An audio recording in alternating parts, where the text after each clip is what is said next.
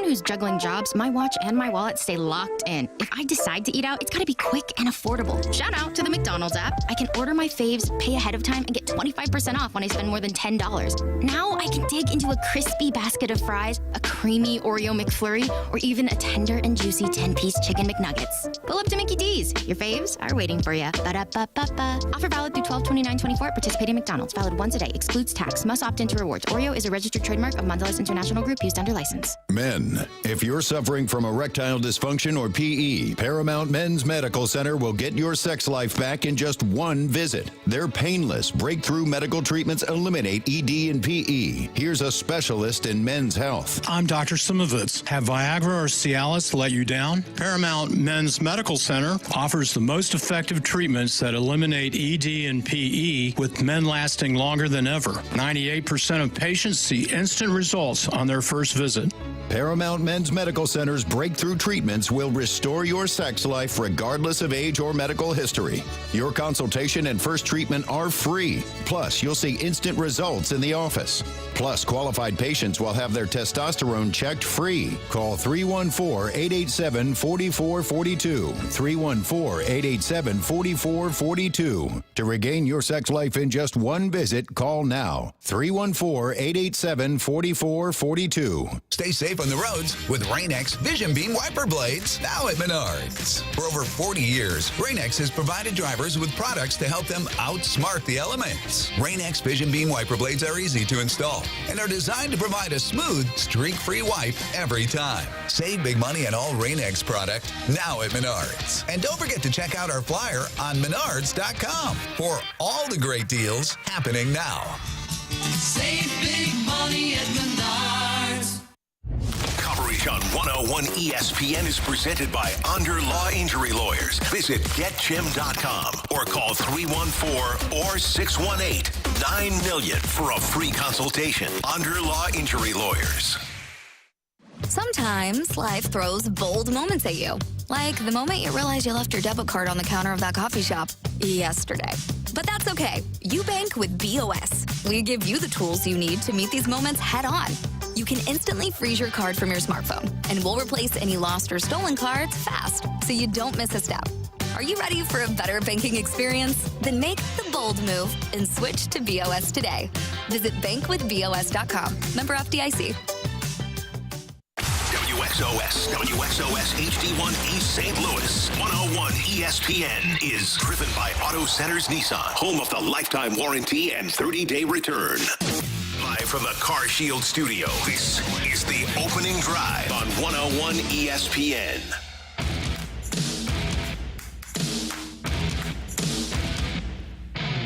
Guess what day it is? Huh? Hump day? Good morning, everyone, and welcome to the opening drive on 101 ESPN in St. Louis. We're at 7:03. Your time check brought to you by Clarkson Jewelers, an officially licensed Rolex jeweler. Normally we start at about 7 o'clock, but last night our little automation system got messed up, so we're behind to start the day. This happens in live radio or recorded radio or automated radio.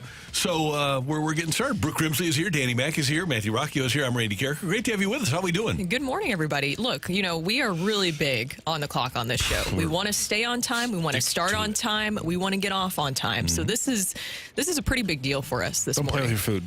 Yeah, it doesn't happen. Hello, Daniel. You just going to talk faster? Yeah. There you go.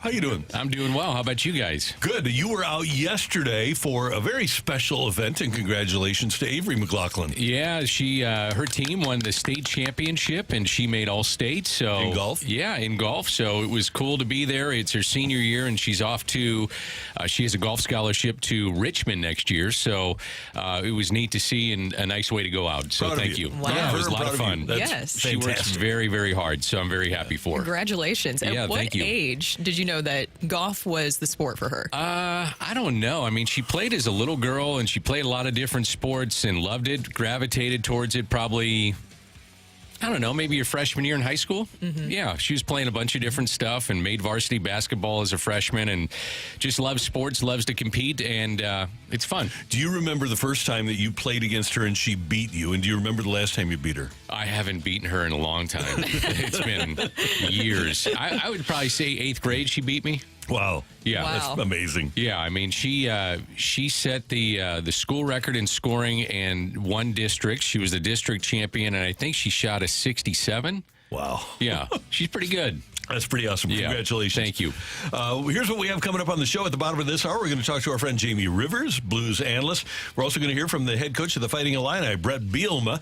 Supposed to talk to Robert Thomas, but in the Blues 3-2 loss to the Winnipeg Jets last night at Enterprise Center, Robert got hit on the ankle or the foot and had to go to the hospital. So he is not going to join us this morning, and hopefully we'll get word as to how severe that injury is at some point during the day. Either with us, yes. I just want to say, just in case people like that is no comment on his status. Oh no, that is us simply saying you have to go to the hospital. Don't worry about waking up for us. I just don't want people. I don't want people to conflate that this means he's not in the hospital now. No. Right. This is no comment on his status. It's simply us being like, we don't matter in the grand scheme compared to just like you going and sleeping, my guy. So don't worry about it. Exactly. Yeah, right. Bigger fish to fry, if you will, of course. And with the game last night too, you have the loss. But I think that was one of the biggest takeaways is that you hope that everything is okay with Robert Thomas. If you saw what happened in the game when he was blocking that shot, it looked so painful. And hopefully everything will be okay with the X-rays, because we were talking about this to start the show at the very beginning before we got on here. What happens if you don't have Robert Thomas? Yikes. Who is your number one center for this team? Would that be Pavel Buchnevich? Would it be Braden Shin? That wouldn't be a great position for the Blues to be in. And it also affects your power play, which, by the way, hasn't scored a power play goal in the last 3 games. That's a tough move. Braden Shin had a tough night last night. He did. I thought one of the positives in the game last night was that they actually got out to a first period lead, which is something they haven't done. Right. You know, they jumped out and had a lead. They didn't have to play catch up. Second period was kind of nasty. They're 0 for their last, 10 power plays, you said, Brooke? Yes. They got to shoot the puck in general. I think that's one of the things that they have an issue with. They really struggle entering the zone with the puck in the offensive zone. That's another problem right now. I will say this, the bottom 6 is improved.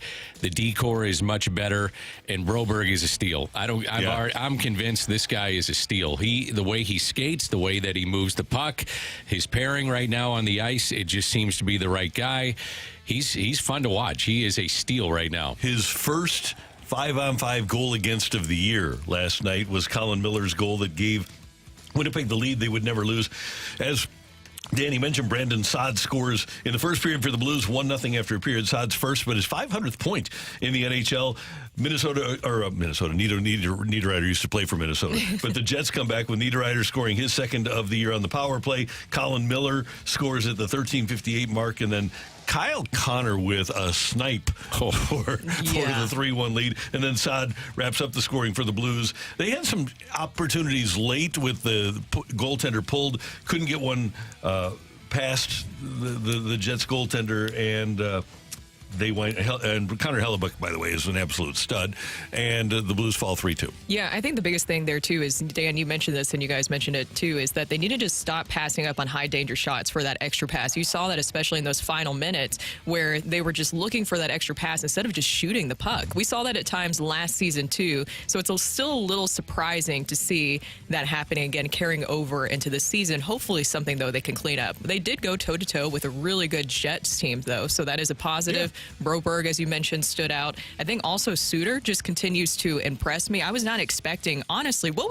was your expectation for Suter coming into the season? I thought he would be more of just a veteran presence. I wasn't expecting him to be this effective for this team so early on, especially in the season. I figured that he would be 10 to 12 minutes, maybe. Third pairing, 10 to 12 minute guy, but he's carrying a load. I don't know if he'll be able to do that. He's the oldest player in the NHL right now. I don't see how it's sustainable. I don't either. I think you ride it out right now and see how it works, but to your point, Brooke, the Jets are really good. They have now won 14 straight going back to last year. They're 6-0 now this year. They finished up 8-0 in the regular season last year. They've won 14 straight. They're off to this great start. Suter, though, is off to a very good start. I just don't know if it's sustainable being the oldest player in the league and asking him to play 20, 23 minutes a game. Almost 22 minutes last night. Right. Also of note, Jake Neighbours, we should mention signing that 2-year extension with the Blues, 3.75 AAV for him. And a lot of people, because we were talking about Broberg being a steal, I think a lot of people were worried about the Oilers coming back trying to avenge the offer sheets with Broberg and Holloway, possibly looking at Jake Neighbours. But you have Doug Armstrong and Alexander Steen teaming up to make sure they can keep Jake Neighbours here? I think it's kind of interesting because under Doug Armstrong, the Blues really haven't signed a lot of players coming off their entry-level deal to long-term deals. So this is more of a bridge deal, but there had been only 4 players to sign that second deal with a term of at least 5 years. It was Shattenkirk, Pietrangelo, Tarasenko, and Parayko. And Petro's 7-year deal and Tarasenko's 8-year deal were significant years of unrestricted free agency. So this is something they normally don't do, at least at this point in someone's career, but it's a great bridge deal for him. And you buy into the fact that you believe of the 27 goals last year, that this is a guy that can duplicate what he did a year ago. And Jake surprised himself with the 27 last year. He's probably more valuable than the contract that he got, but he's also got security now for the next couple of years. It takes him into unrestricted free agency in a couple of years. And the big thing, Brooke, as you mentioned, whether it's the Oilers or somebody else, the Blues have opened the door to offer sheets now, and he would be the most logical guy, and Joel Hofer will be another logical guy for a team to approach as a restricted free agent. And so now you at least have gotten people off for a little bit, and this is great for Jake Neighbours, too. I believe that he deserves this. He has earned this, and I really like the way that he plays. I like the way that he approaches his game. If you even ask him, he calls himself a throwback player. He's not afraid to get in front of the net, which is something that it felt like was missing for the team for so long. And you notice that difference last year that he was able to bring that net front presence. You know what? The core of this group is going to be locked up. And that's something you got to think about as you're rebuilding, retooling, whatever you want to call it. But you have to have a core. And he's one of the main core pieces, no doubt about it. Football, while you were sleeping, the Chiefs got themselves a weapon. They have traded for DeAndre Hopkins from the Tennessee Titans. That's not one that really worked out. Brooke, you've been a Titans fan since you were a little girl. Can you remember a trade for a wide receiver and they've traded for a lot of them, and they traded away a few. Can you remember a wide receiver trade that has worked for the Titans? I cannot. That's right kind off of the a top of bummer. my head. Yeah, it is a bummer right now. It's a bummer to be a Titans fan, and it's been a bummer to be a Titans fan for a while, guys. Obviously, I said on Monday, I am so tired at this point of even talking about the Titans because what else is left? They have tried so many different things. They fired their GM and Robinson. They brought in Rand. And then you also got rid of Vrabel. Then you bring in Callahan. And it just feels like this is an organization that is in over their head right now and can't find any answers whatsoever. But I wonder how effective, at this stage of his career, Hopkins would be for them and how effective he'll be with Patrick Mahomes. Clearly, he'll be better playing with the Chiefs than he was with the Titans. But I don't see DeAndre Hopkins as a difference maker anymore. You go from Will Levis to Patrick Mahomes. He's probably saying, sign me up, man. No doubt. He's I'm excited. In. Mahomes makes everybody better. You know what I mean? And maybe you catch lightning in a bottle with this, and with the injuries that they've had, it just made sense to get somebody in the fold and to try to help this team out. And last night, opening night of the NBA season. Jason Tatum is one of the best players in the NBA. Tatum drives down and throws it down. Wow! And he reps his city. Who do you got in the Super Bowl tonight? The St. Louis Rams. Oh, you can't let it go. The St. Louis Rams. It's time for the Jason Tatum Minute. Jason Tatum last night in the Celtics opening game, 132-109 victory over the Knicks. He goes for 37 points, 4 rebounds, 10 assists, 14 of 18 from the floor, 8 for 11 from 3, and the Celtics tied the all-time record with 29 three-pointers in their opener as they hammered the Knicks 132-109. I think they missed 13 in a row at one point from 3. But, it was a good outing for the St. Louis kid, no doubt. Yeah, with the Celtics, too, they're trying to run it back. And Jason Tatum, you can tell that he has a lot that he wants to prove this season. Yep. And in L.A., LeBron and Bronny played in a game together. They made history as Bronny checked in. They both checked in with 4 minutes left in the second quarter. Lakers win that one over the T-Wolves, 110-103. How'd you guys feel about it when you were watching it? I'm fine with it. He looked overmatched. And he looked so overmatched, but it was cool to see. It's a gimmick, I still think it's a good thing. I like the gimmick, but I don't know that if you're going... He's, the 12th? He'll be the 12th guy. If he stays all year, he'll be the 12th guy. I don't know that it'll serve him, though, to be a 12th guy on the bench. I think he needs to play. Yeah, well, he'll go to the G League. Yeah, and maybe that's something that will happen for him. I don't know. I thought it was a cool moment. You look at it, though, too, and you just think about with LeBron and everything like that, like kind of the pressure that now you have on Bronny going into this season, too, because everybody knows why you're there, right? Mm-hmm. That's the biggest thing. Right. Ken Griffey Jr. and Sr. were in attendance. That was cool. Apparently, I guess LeBron stayed with Ken Griffey Jr. many years ago. So those guys, like when he was a rookie. Oh, really? So those two know each other, and there's a family connection. But it was cool to see those guys together with Bronny and his dad. That was a neat moment. You can watch us on YouTube today on the Air Alliance Team Studio Cam. All you need to do is go to YouTube and type in 101 ESPN STL, and you can watch us and hear us there. I was at a golf tournament a couple of days ago, Dan, and I heard that there are some people that are apparently addicted to watching us for all 3 hours, which is really cool. Really? Yeah, they love watching us. So thank you for tuning in. We do appreciate it. I have somebody say that I need to change my hat. I wear a hat every day. So there's nothing wrong with that. Hat consistency is not something that bothers me. I admire and appreciate hat consistency. Clearly, it doesn't bother me. Exactly. I'm wearing it every day. Whatever you're comfortable in. That's right. That's the No biggest doubt. thing. Coming up, it's Wednesday. It's Ask Uncle Randy Day. Get your text in to the Air Comfort Service text line 314-399-9646, 314-399. Yo-ho! Yo-ho. There it is. We've got Ask Uncle Randy next on 101 ESPN.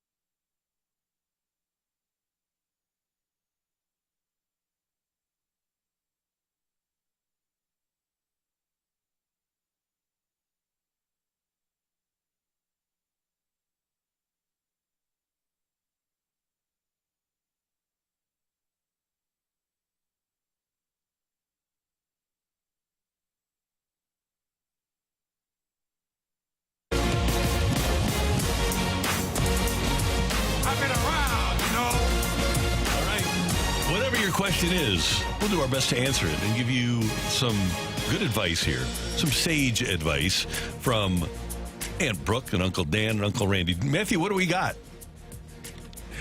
Dear Uncle Randy, how do I manage these damn millennials and Gen Z who constantly need mental health days? I thought I wanted the boomers to retire, but I miss them so much. Sincerely, a Gen X elementary school principal. Oh, okay. Elementary school principal that has people that want mental health days. I think we need to understand, especially post-pandemic, we learned a lot about mental health. People do need mental health days. Sometimes you just need a reset. And I know it feels difficult to manage them, but you're going to get more productivity out of them by allowing them that occasional day. I know that sounds counterintuitive, but you're going to get better work out of them by providing and not complaining about the occasional mental health day, rather than saying, come on into work and try to convince them to come in. Just let them have their day. I think it's a good thing, honestly, that we are actually prioritizing mental health more than ever now. I mean, think about it. You actually have more awareness for different mental health conditions and just kind of the focus of having time for yourself. I think that's a good thing. As it pertains to sports, I mean, almost, it seems like, I don't know what the percentage is, but men, women that are involved in professional sports, even the college ranks, are going to professional doctors for mental health to get over the hump of the pressure of it or whatever they deal with in pressurized situations. It happens all the time across the board in sports. And I would think if you're an elementary school teacher, that's a lot of pressure these days too. That's you're dealing with a stressful situation. Many times you never know what's going to happen that day at school. So I understand the frustration. I understand that you miss me, the boomer that was there every day, but you're dealing with a different generation, and you just kind of have to handle things with kid gloves and roll with the punches. Yeah, I do think what you mentioned too about COVID made a huge difference as well. That changed things dramatically. And you have social media added to stuff too. Good point. There's a lot of different stressors. Yeah. Dear Uncle Randy, my family and I, 2 adults and 3 kids, are flying together as a family for the first time for a wedding this weekend. Any tips or tricks you would recommend to make it a good experience? We're flying basic economy and we plan to check a bag. I'm a little nervous about all of us being able to sit together as well. We're flying via United. I wouldn't have any concerns whatsoever. Adult kids, 3 of them with you, I think you're fine. Isn't that the key? If it's got to be adult kids or 3 little kids? Yeah, and they said it's not little, difference, right? Yeah. If it's little kids, if you got 2, 4, 6, that could be an issue. That can, especially 3 of them. I've done 2 in the past, little kids, but not 3. And it is adults, right, Matthew? It says 2 adults and 3 kids. 3 kids. Oh, we don't know how little. Together. No, we do not know the ages of these so kids. let's just assume they're 2, 4, and 6. Okay, a lot of snacks. In somebody's purse or bag or backpack or something like that. A lot of snacks and little games, little card games. Things that you can play on a plane just to keep the kids occupied during the course of the flight. So they also said that they're nervous about this all being able to sit together. They're flying via United. United, I thought they had assigned seating. That's what I thought. 14, 11, and 9 of the kids. 14, okay. You should be fine. Yeah. Those kids should be fine. Have them bring a book. They can play games on their phone or There should be no problem at all. No problem at all. That's a layup. Yeah.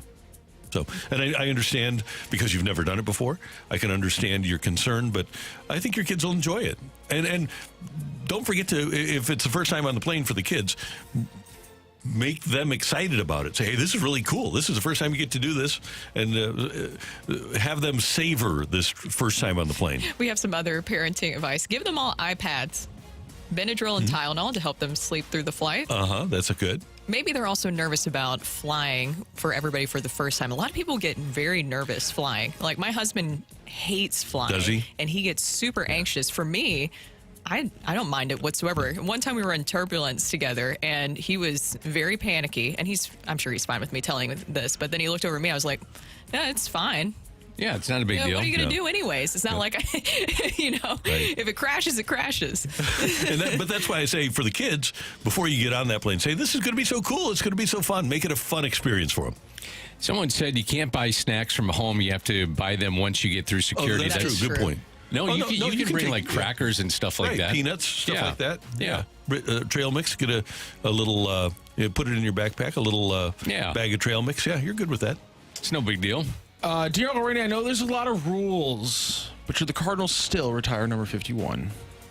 I have no problem with them retiring 51. It's going to be unofficially retired anyway. Nobody's going to wear it again, so why not officially retire it? Yeah, it's been used for just baseball Hall of Famers. I think you make an exception for some. And I remember Whitey telling me at his golf tournament, I was emceeing that, and he said, with all due respect, I couldn't believe he said it. He said, with all due respect to Stan the Man, Ozzie, Albert, these great players that we've had, he said the most popular player we've ever had in Cardinal history is Willie McGee. Yeah, I don't disagree. And if you're the Cardinals and it's going to be a rough year, maybe 2025 is the year to get a big crowd, to have a Willie McGee weekend. Yeah. Willie McGee weekend, Willie McGee day. Yeah, I like that. I'm sad that he's not going to be there. Yeah, me too. I think that he was woefully underutilized. And I mentioned yesterday, Dan, there's no way the Cardinals can be better with him not in the dugout. Yeah, he was there early, working with the outfielders all the time. All the time. I mean, he put in the work. And I would just hope if I was a player, I used him as a resource for base running, hitting, defense, all those things. If they didn't, then that's on them. Yeah, wealth of knowledge, too, Willie was able to provide. So I'm with you guys. I think that he's dedicated so much time and service to the Cardinals organization. I have no problem retiring it. We did get an update from the flying family. Okay. He said the 11-year-old said he's scared to be trapped in a small tube in the air. I get that. Okay. I get it. A lot of people have, the fear of flying. Now, have you guys heard of the Jello theory with turbulence? Kind of explaining that to people. Have you heard that before? No. It just kind of helps people get over the fear a little bit of flying and turbulence, because I think that's the thing that makes people panic the most about flying.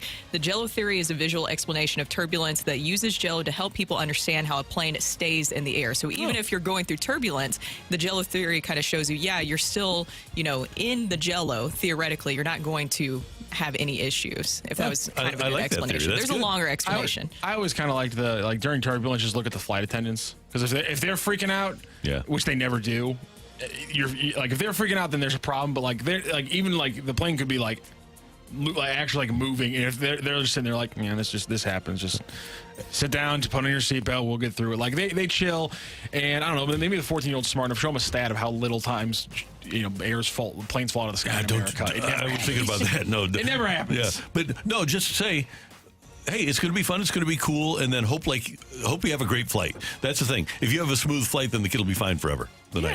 Exactly. So hopefully, we're hoping for no turbulence for the first flight. Yep. Dear Uncle Randy, have you tried making any other desserts other than a carrot cake on the Traeger? I have, everything on the Traeger winds up being pretty good. I think what other desserts? What other you guys pies? Yeah, I've done apple pie on the Traeger, as a matter of fact. That makes sense. Yeah. So if you like that. Yeah. But there's a lot of Traeger recipes that you can use. It's if you go to the Traeger website, Traeger.com, check out the recipe page. There's a ton of really good dessert recipes that you can do on the Traeger. You shouldn't make anything else other than the carrot cake. Oh, thank you, Dan. That's it. You should make a rule. Good, easy recipe. I don't even need the recipe anymore. I just make it. That's all you need. Are you going to make some for Thanksgiving? Oh, yeah. Okay, you going to bring it in? Yeah. All right. You know I am. Good. Yeah. I just need to get prepared. Glad to be of service, yeah. It's great for every single holiday. Even Christmas. Okay. Whatever. I mean, I'm just trying to get as many carrot cakes as possible. So I have been dubbed by other people Randy Carrot Cake. That's perfect. You were meant for this. This was your destiny. Yeah. Thank you, Matthew. Thank you, Randy. And thank you very much for the texts. We do appreciate them. Coming up next here on the opening drive, we're going to talk to our buddy, Blues analyst Jaime Rivers, about the Blues facing Craig Berube and the Leafs tomorrow night. That's next on 101 ESPN.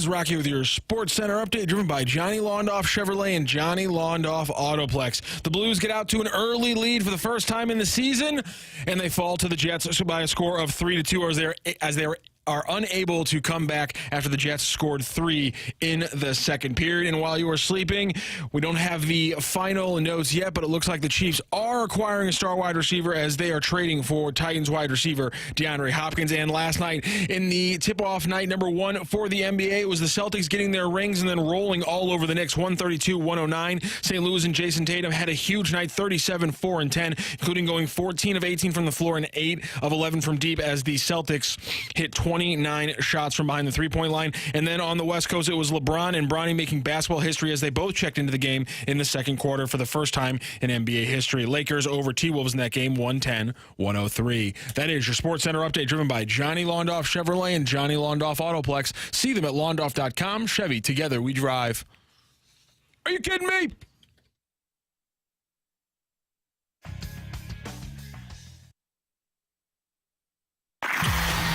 Talking everything St. Louis Blues as we head into the Blues booth on 101 ESPN. Presented by Boardwalk Hardwood Floors. Find your perfect new floor at boardwalkhardwood.com.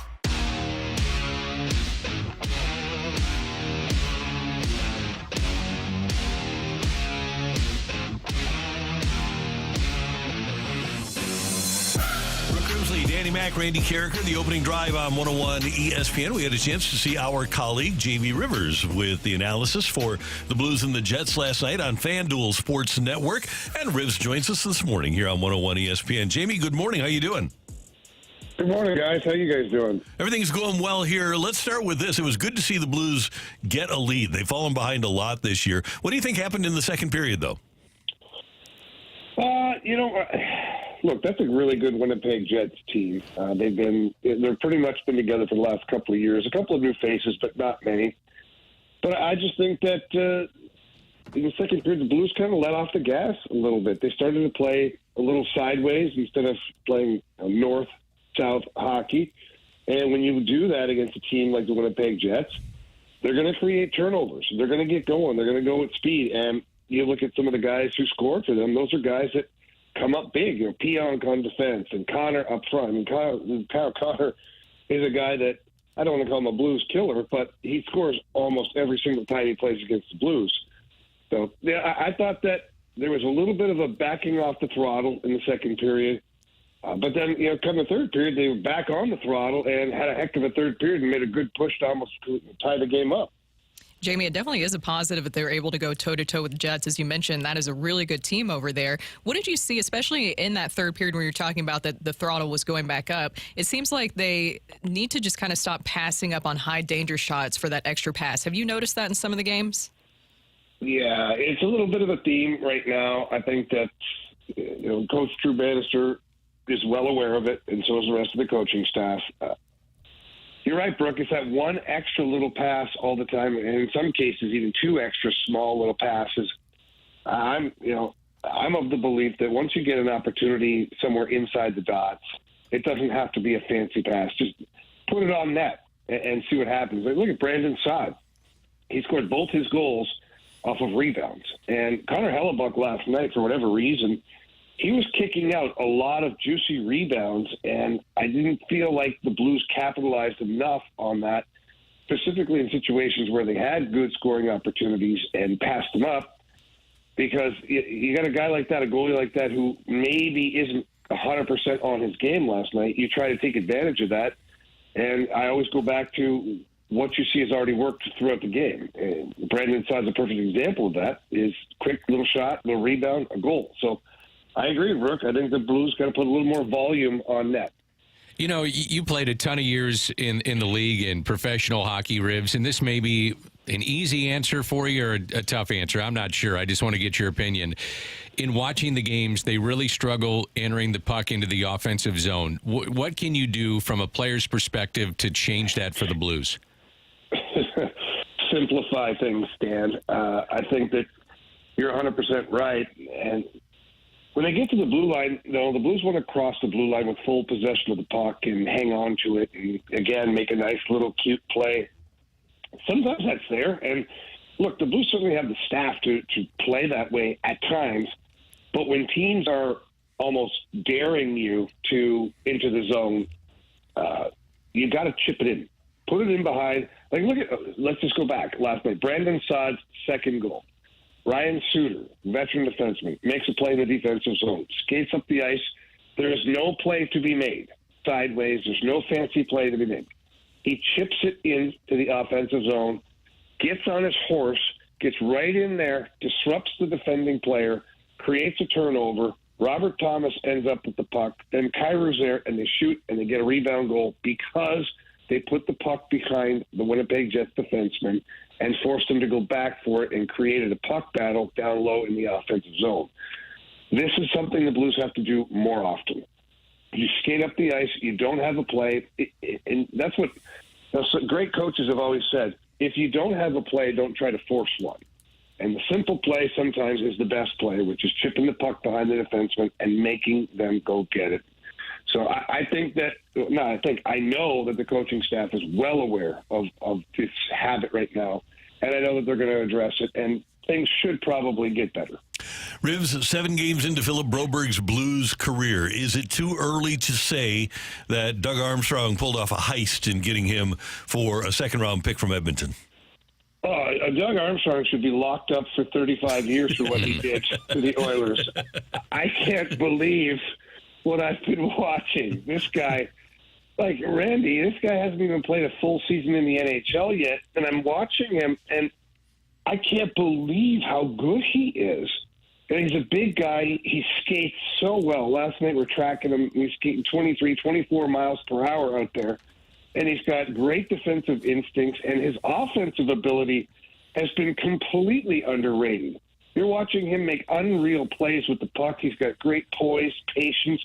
Very seldom does he just throw the puck away. I can't believe the Oilers let this guy go. I would have traded away almost every other defenseman they have and kept Philip Broberg. But yeah, Army, the evil wizard himself has done it again. Yeah, you're right. And I think another thing, too, other big news yesterday, Jake Neighbours signed that 2-year extension. When you were talking about Broberg, I'm just thinking about, obviously, the offer sheets bring him in and Holloway, and you worry about maybe some other teams trying to avenge that. But Doug Armstrong and Alexander Steen making sure they locked up Jake Neighbours for 2 more years. This seems like a great deal for the Blues and for Neighbours. Yeah, and, Brooke, when it comes to these offer sheets, Army has said time and time again that he understands that he has created something now throughout the league and that maybe more teams are going to start to take advantage of other teams that are in cap trouble. And so Army said no matter what, he was going to leave a buffer on the salary cap for Joel Hofer and Jake Neighbours because he knows that the Blues would be susceptible to offer sheets because those are 2 really good young players. But in saying that, Army also saw a situation where he wanted to reward the player a little bit and let him know just how the club feels about him. And he's right. Jake Neighbours is the kind of player that you build around for many, many years. I think, and I said this yesterday on the Fast Lane, I think Jake Neighbours is a St. Louis Blue for life. I really do. I think that he's going to sign this 2-year deal, and then you'll probably see an 8-year deal coming after this, and then following that, I think he'll be 32 or 33 coming out of an 8-year deal. You look at that and then you evaluate. But to me, Jake Neighbours is that type of player, and I think Doug Armstrong and the Blues organization have recognized that, hey, this is a guy we want in an organization for a really long time. Jamie, it's speculation at this point. We don't know about the severity of Robert Thomas and what happened with him last night. And I've been thinking about this even prior to the game last night was what if Thomas got hurt? What happens to the top line? How would you move guys around? Do you have any thoughts on that in terms of players that could move up, move down, pairings, things of that nature on those lines? Yeah, I think the natural progression would be that Pavel Buchnevich moves up and plays on the top line. I mean, if he was your second line center, I'm not a genius, but I figure, okay, we'll probably bump up everybody here. And I think you might see Oscar Sundqvist come back in the lineup. So you'd have maybe Pavel Buchnevich, Braden Shen, Radek Faksa, and then Sonny down the middle for your 4 lines. And you're going to miss Robert Thomas. Obviously, he's a very unique talent that possesses skills that most guys don't have.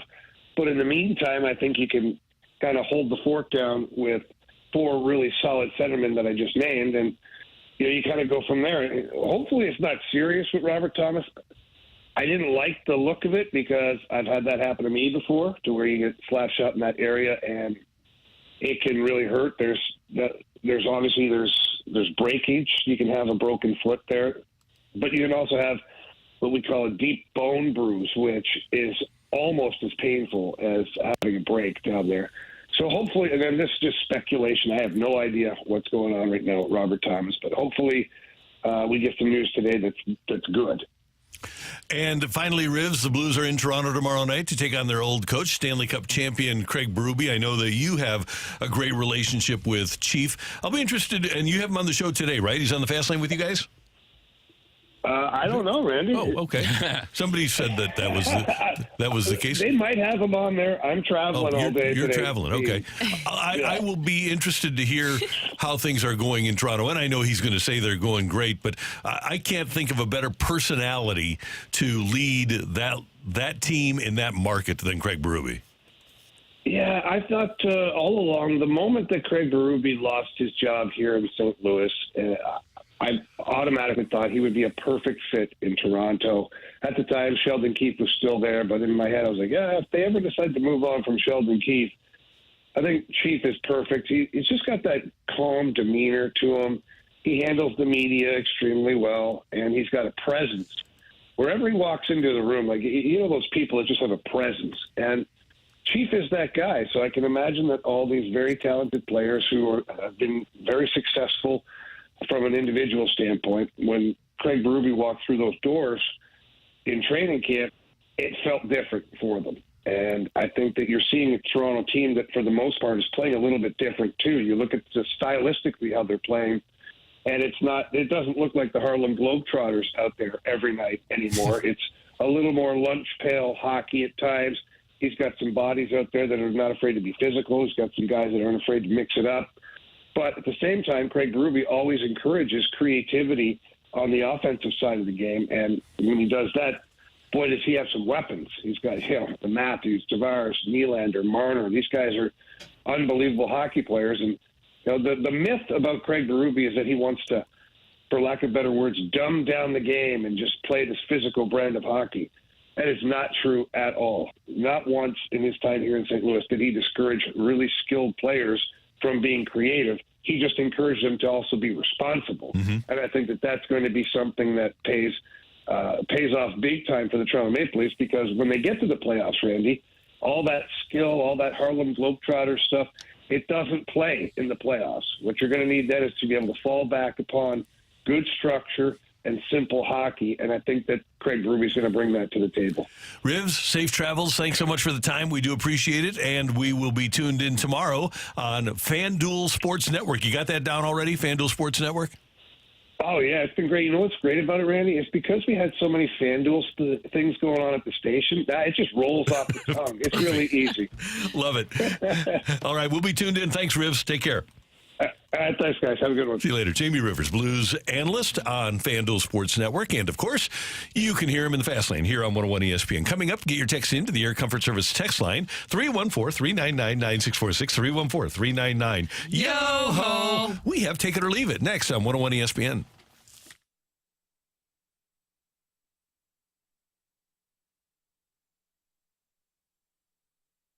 Don't settle for trading your car, truck, or SUV at a dealership. Get full retail value without the retail hassle at sellmycarstl.com. With a new convenient location on Manchester Road in Baldwin, that's sellmycarstl.com.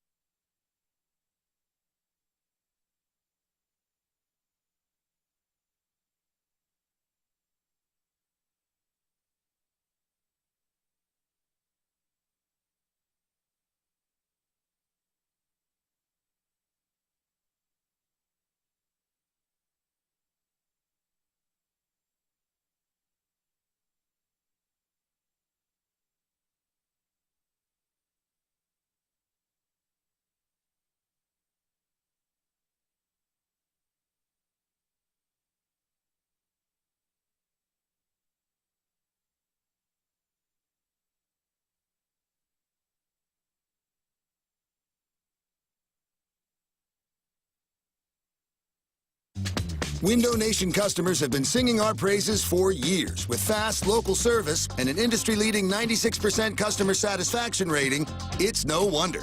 I researched window companies for the last year to see what the average prices were and the quality of work. Window Nation nailed both. Buy 2 windows, get 2 free with 0 down and no interest or payments for 24 months. Hurry, this offer ends soon. Schedule a free estimate now. Call 866-90-NATION or visit windownation.com. That's 866-90-NATION.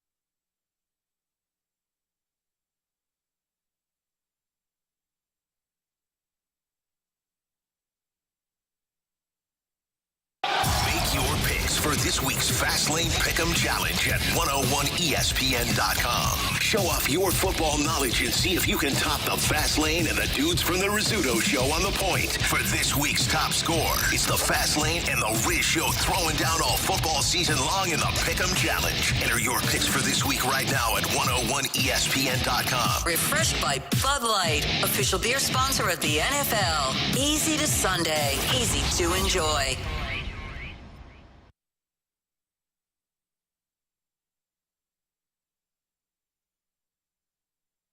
Take it or leave it. Want to say something? Put it out there. If you like it, you can take it. If you don't, send it right back. Get your text into 314-399-9646 and give us your take it or leave it. Brought to you by Gloria Lou Realty. Visit GloriaHasTheBuyers.com and start packing. That's my final offer. Take it or leave it.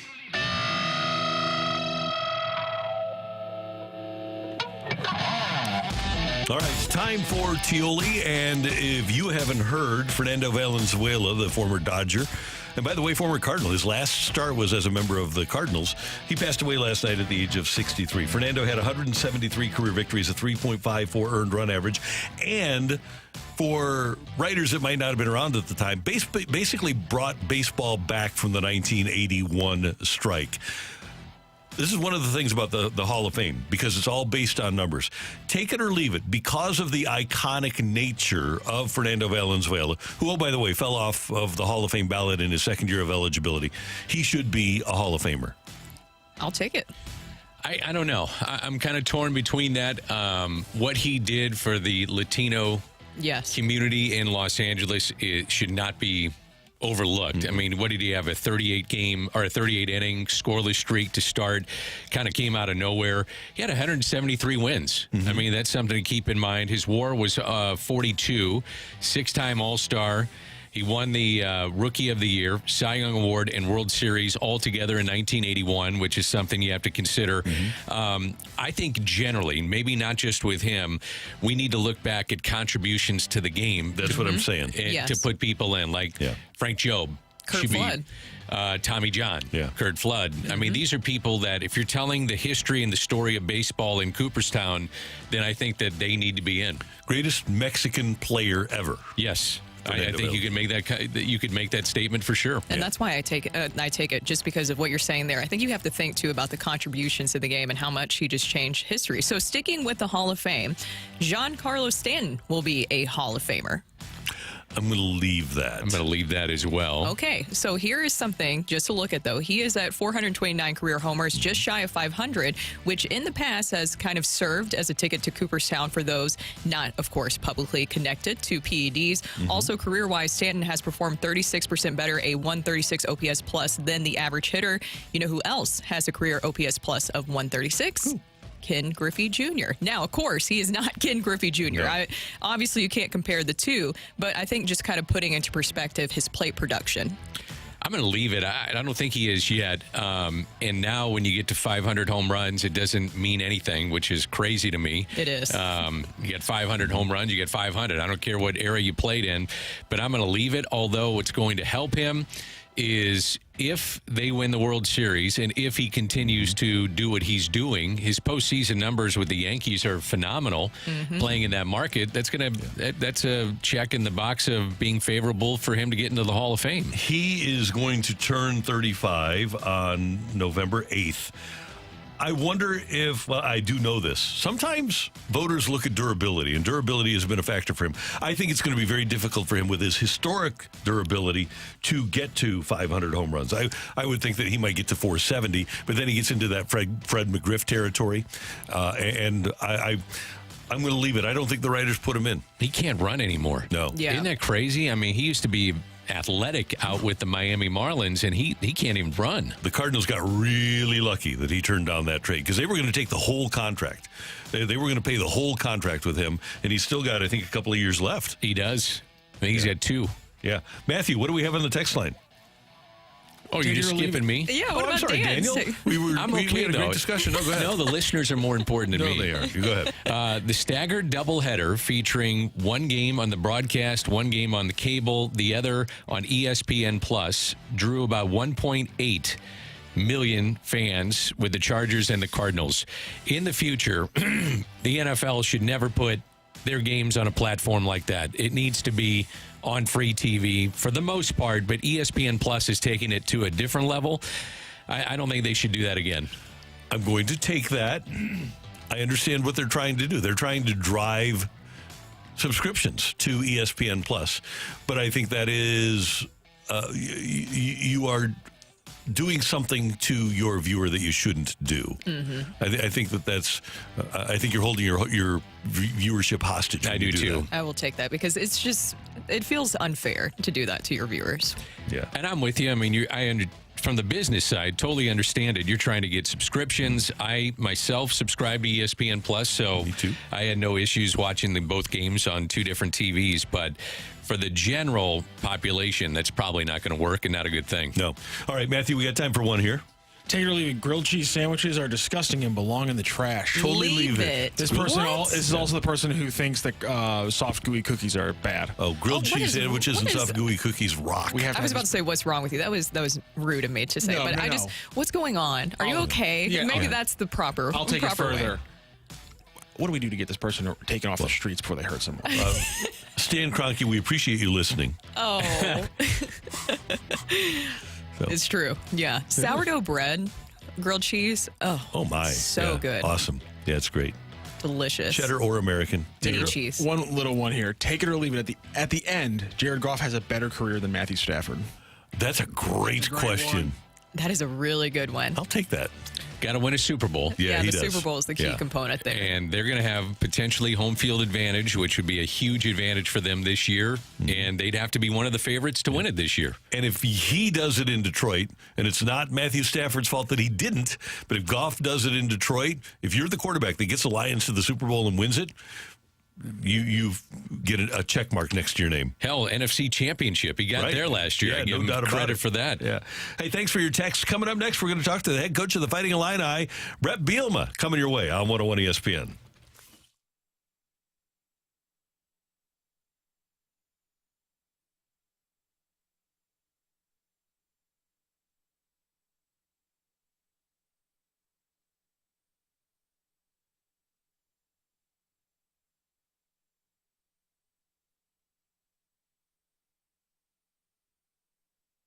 Hey, there's a really cool thing happening at your 14 area Together Credit Union branches. You can go to togethercu.org. But here's a great thing that's happening. You can get the St. Louis Zoo debit card from Together Credit Union. How cool is that? You can head on into any of the Together Credit Union branches, and if you have an account there, a checking account, or if you start a new Empower checking account, ask for the St. Louis Zoo credit card, and you get so many different fantastic options. For example, you get discounts on parking at the zoo. You obviously get the opportunity to get to some of their great parties that they have, and you're going to help out what's happening in North County with the expansion of the St. Louis Zoo in North County. And if you do it with the Empower Checking, you can get up to 5% APR on your checking account. That's right, earn interest on your checking account from Together Credit Union. They're all about St. Louis. They're all about the St. Louis Zoo, and they're all about you. To learn more, go to togethercu.org or stop by one of their 14 St. Louis area branches, Together Credit Union.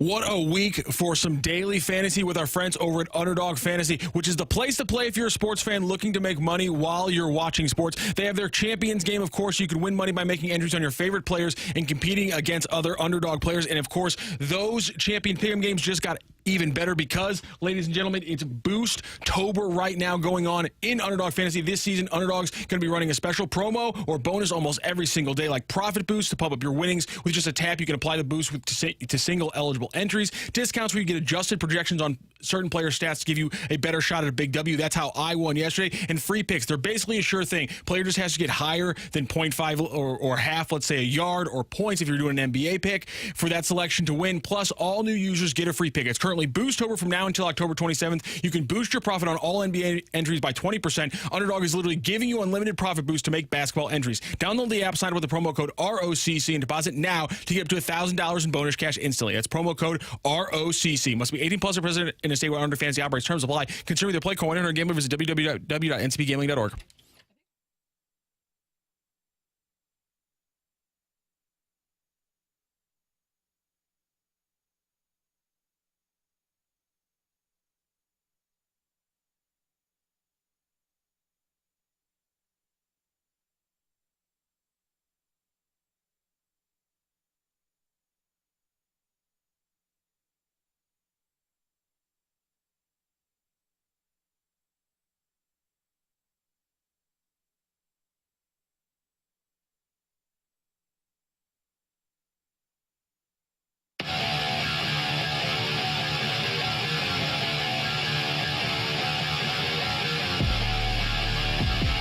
Grimsley and Dan McLaughlin. I'm Randy Carricker. The opening drive on 101 ESPN in St. Louis. The 20th ranked Fighting Illini getting ready to take on top-ranked Oregon this week after a statement win against the defending champions last weekend at the 100th rededication of Memorial Stadium. Bret Bielema, the head coach of the Fighting Illini, joins us now here on 101 ESPN. Coach, it's always good to have you on the air here in St. Louis. How you doing? I'm doing good, Randy. Thanks for having me on. Oh, well, we're thrilled to have you. Before we move ahead here, I got to go back and ask you what you thought of the jerseys and helmets. You know, they've been a long time coming. I just can't say thank you enough to Nike and all the people. Jake Rocc, my equipment manager, he just did a great job. Those helmets were pretty special. That's from a little town in Nebraska. There's only 2 guys in the country that do those. So, you know, obviously a very special day for many reasons, but I think those uniforms, it's always a good sign when your players are trying to fight you to keep them. So I know they really enjoyed them as well. And I don't care what year it is. I don't care where Michigan is. When your program beats Michigan's program, that's a big deal, isn't it? Well, I get it. You know, we're trying to change the narrative. I don't like to talk about things from the past, talk about the future, but Michigan's a very good storied program, obviously defending national champs. It was kind of ironic. 100 years ago, Illinois and Michigan met on that game field as defending co-champs to both of them, national champions. So obviously they've held up their end of the bargain for a long time. We got to start to do ours, and really excited about the growth we've made. Coach, thank you so much for joining us this morning. And I have to say, I also like the uniforms a lot. So I thought they looked fantastic. But I want to ask you about what a season it's been for your quarterback and Luke Altmaier. He's only thrown 1 interception this year and has 15 touchdowns. What have you seen in Altmaier's growth and maturity this season? You know, Brooke, I would say 2 things. From last year to this year, just his confidence level, right? Just his ability to, you know, we always say volume reflects confidence, right? So the way he speaks, the way he talks, but also his actions just speak tremendous volume about his confidence. And then because of that, the confidence his teammates have in him, his coaches, comes back tenfold, right? So I think the double whammy of his confidence and the confidence of those around him has led for some special situations. And I think it's only getting better, and very excited. I think he's excited to go on the road and see where he can go. Coach, when did you know that this thing was starting to turn around? Did you have a good feeling about it? Summer, maybe a year or 2 ago? When did you really feel that this thing was starting to turn in the right direction? You know, I would say great question. I'd say it's been a steady growth. Even, you know, our first meeting for this team, right, we always start classes the Tuesday after Martin Luther King Day here at the University of Illinois in January. So we had a team meeting that night and just loved the attitude, the demeanor, and then we went through 8 weeks of winter conditioning, 5 weeks of spring ball, 8 weeks of summer conditioning, 4 weeks of fall camp, and now we're in, you know, game 8 as a team. And it's a different time in college football, as you guys know, right? We have 120 players on our roster. We had almost 30% of our roster was new that had never been in a game with us ever before this year. So it's a different time where you have a lot of blending, but this group has a great attitude, good demeanor. They communicate very, very well, both good and bad, right? Like everybody loves to have good conversations. These guys aren't afraid to have hard conversations. So it's really been a fun environment. And, of course, the St. Louis crowd is representing us pretty good. So we've got some good St. Louis people that are coming through as well. Coach, tell us about some of those guys, some of the St. Louis kids that are helping you out.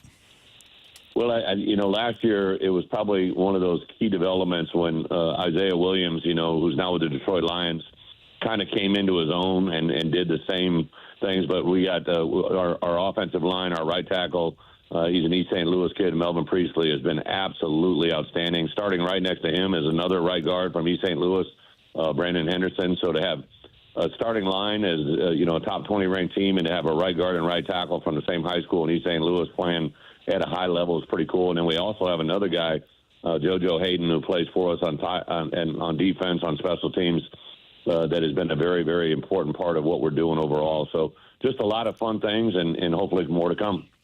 Looking at your defense this season, that's been another big key component to your success this season. What have you learned about Aaron Henry in his second year as the defensive coordinator? And from what I understand, you've known Aaron Henry for a long time. Yeah, I met him. Probably wasn't as memorable for him as it was for me. I saw him practicing on a high school practice field in Immokalee, Florida, and just was blown away with his ability. So I offered him a scholarship, and he came and played for me. And now he was a lot cheaper when he was 16. He was just a scholarship. Now I got to pay the guy quite a bit. But I think a microcosm of that is, we have a young man, Alex Bray, who's also a St. Louis kid.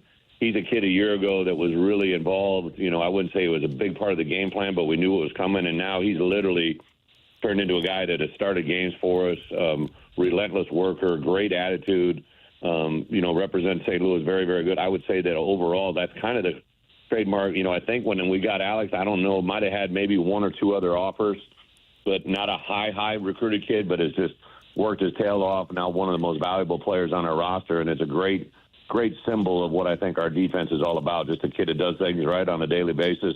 Mom and Dad raised a heck of a kid, and the results are really good things. Coach, how have you changed over the years? And I mean this as a way of, in positive ways, because you were at Wisconsin, you went to 3 straight Rose Bowls, you were at Arkansas, then you went to the NFL, did some work there, and now you're back with the Fighting Illini. How have you changed over the years? Obviously, the landscape of college football has changed, but in your mindset of how you do business, how have you changed over the years? I think, as all of us know, unfortunately, you change with time, right? And I think, obviously Wisconsin was able in a 7-year window to win 3 Big Ten titles and go to Arkansas, had a lot of success.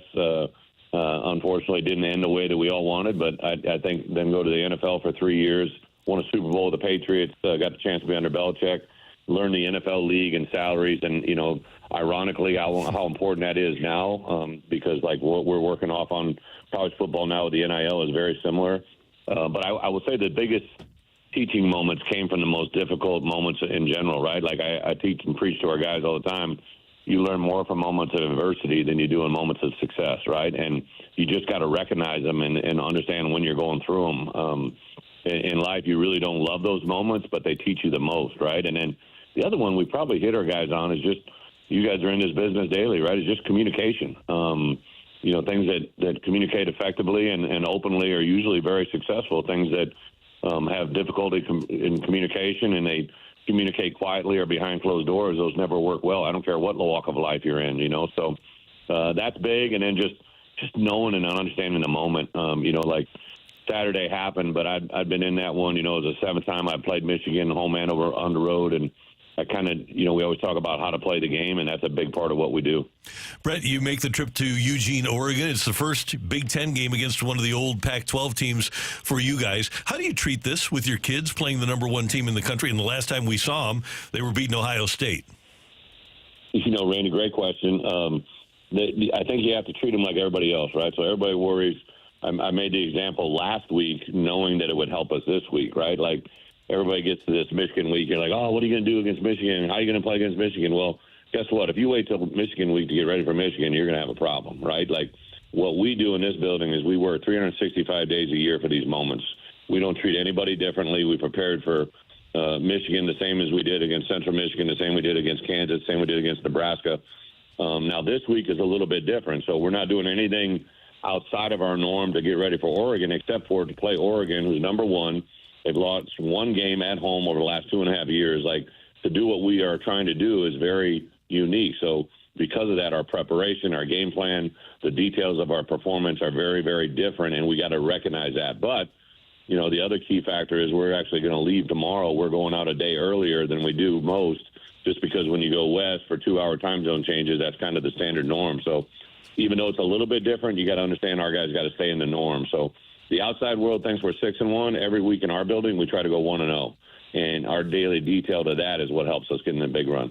Well, Coach, we have spent many years being thrilled about the 2:30 game, that 2:30 window on CBS. You're right there on Saturday. We can't wait to watch your team play against Oregon on Saturday afternoon, and we appreciate your time today. Good luck. Thank you, Randy. For 2 weeks in a row on CBS, kind of like that spot. Hope we stay in it. Pretty cool. Appreciate it very much. IOL. I. Thanks, Coach.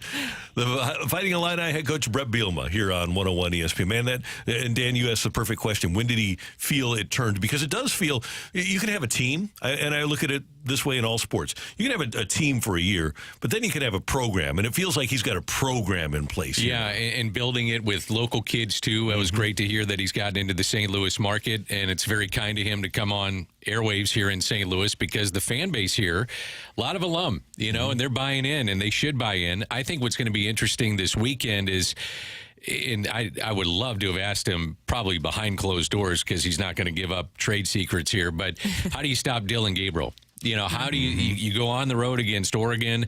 I thought there'd be a letdown for Oregon after the Ohio State game against Purdue. There was none. They went on the road and just crushed the Boilermakers.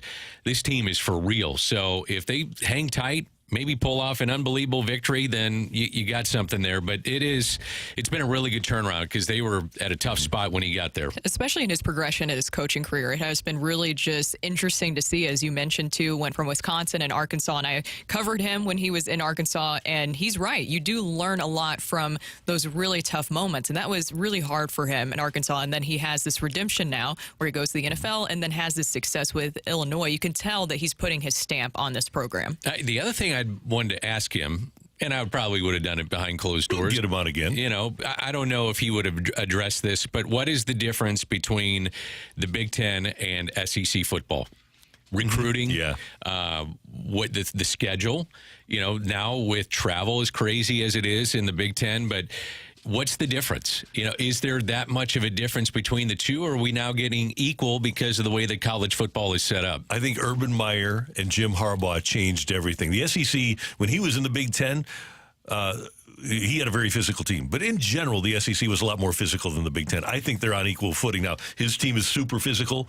Oregon is super physical. Michigan, Ohio State. But you bring in these SEC coaches or bringing in SEC players, SEC quality players. I think the two leagues are basically mirror images of each other now. And he was in the SEC West, too, which when you're having to face like a team like Alabama, you know you have to get past Alabama to really just move on anywhere in your program. That's a really tall task when you still had Saban at the helm. Yeah, you know what that player looks like that you need to get. That's what I mean. Yeah. You kind of know what's going to work in each conference. Yep. By the way, Mizzou fans, there's a Mizzou-Alabama watch party Saturday at Chicken and Pickle in St. Charles. The event being put on by the Mizzou Alumni Association and sponsored by Veterans United Home Loans. It's free to attend. Food and drink will be available for purchase. And Tigers who RSVP will receive a Beat Bama button. And you can RSVP at Mizzou.com. That's the Mizzou, Alabama watch party on Saturday at Chicken and Pickle in St. Charles. Maybe play a little pickleball as well. That sounds like a great day, honestly. Yeah. Go over to Chicken Pickle, play some pickleball, eat some chicken, because they do obviously have chicken over there. It's What a gave fun you time. that indication? I don't know. I don't know where I got that from, Dan. That'd be weird if they didn't serve it. What do you guys think this weekend, Mizzou and Alabama? I have a big question mark about Brady Cook, because I know that was something that was discussed yesterday. As we know, he's dealing with that high ankle sprain, and that, of course, is very concerning when you're going up against Alabama. I don't know, man. Alabama, What's Galen the line DeBoer. here? I haven't seen it yet. Let me check. Maybe 18. It might be off the board because of Cook, right? I think it might have been. I don't know. Here we go. Alabama favored by 14. I think Mizzou 14. covers that. I think Mizzou's defense allows them to cover that. Has Alabama lost at home this season? Because they lost at Vandy. No. Right. Lost at Vandy, lost over the weekend at Tennessee. Yeah. Galen DeBoer, man, is under some heat already. It's amazing. It's unbelievable. Yeah. Doesn't take long in Alabama. Nope. Better win. Coming up, the Cardinals have a new vice president, a new assistant general manager in charge of player development. He comes from Cleveland. So what should we expect from the Cardinals with this guy? That's next on 101 ESPN.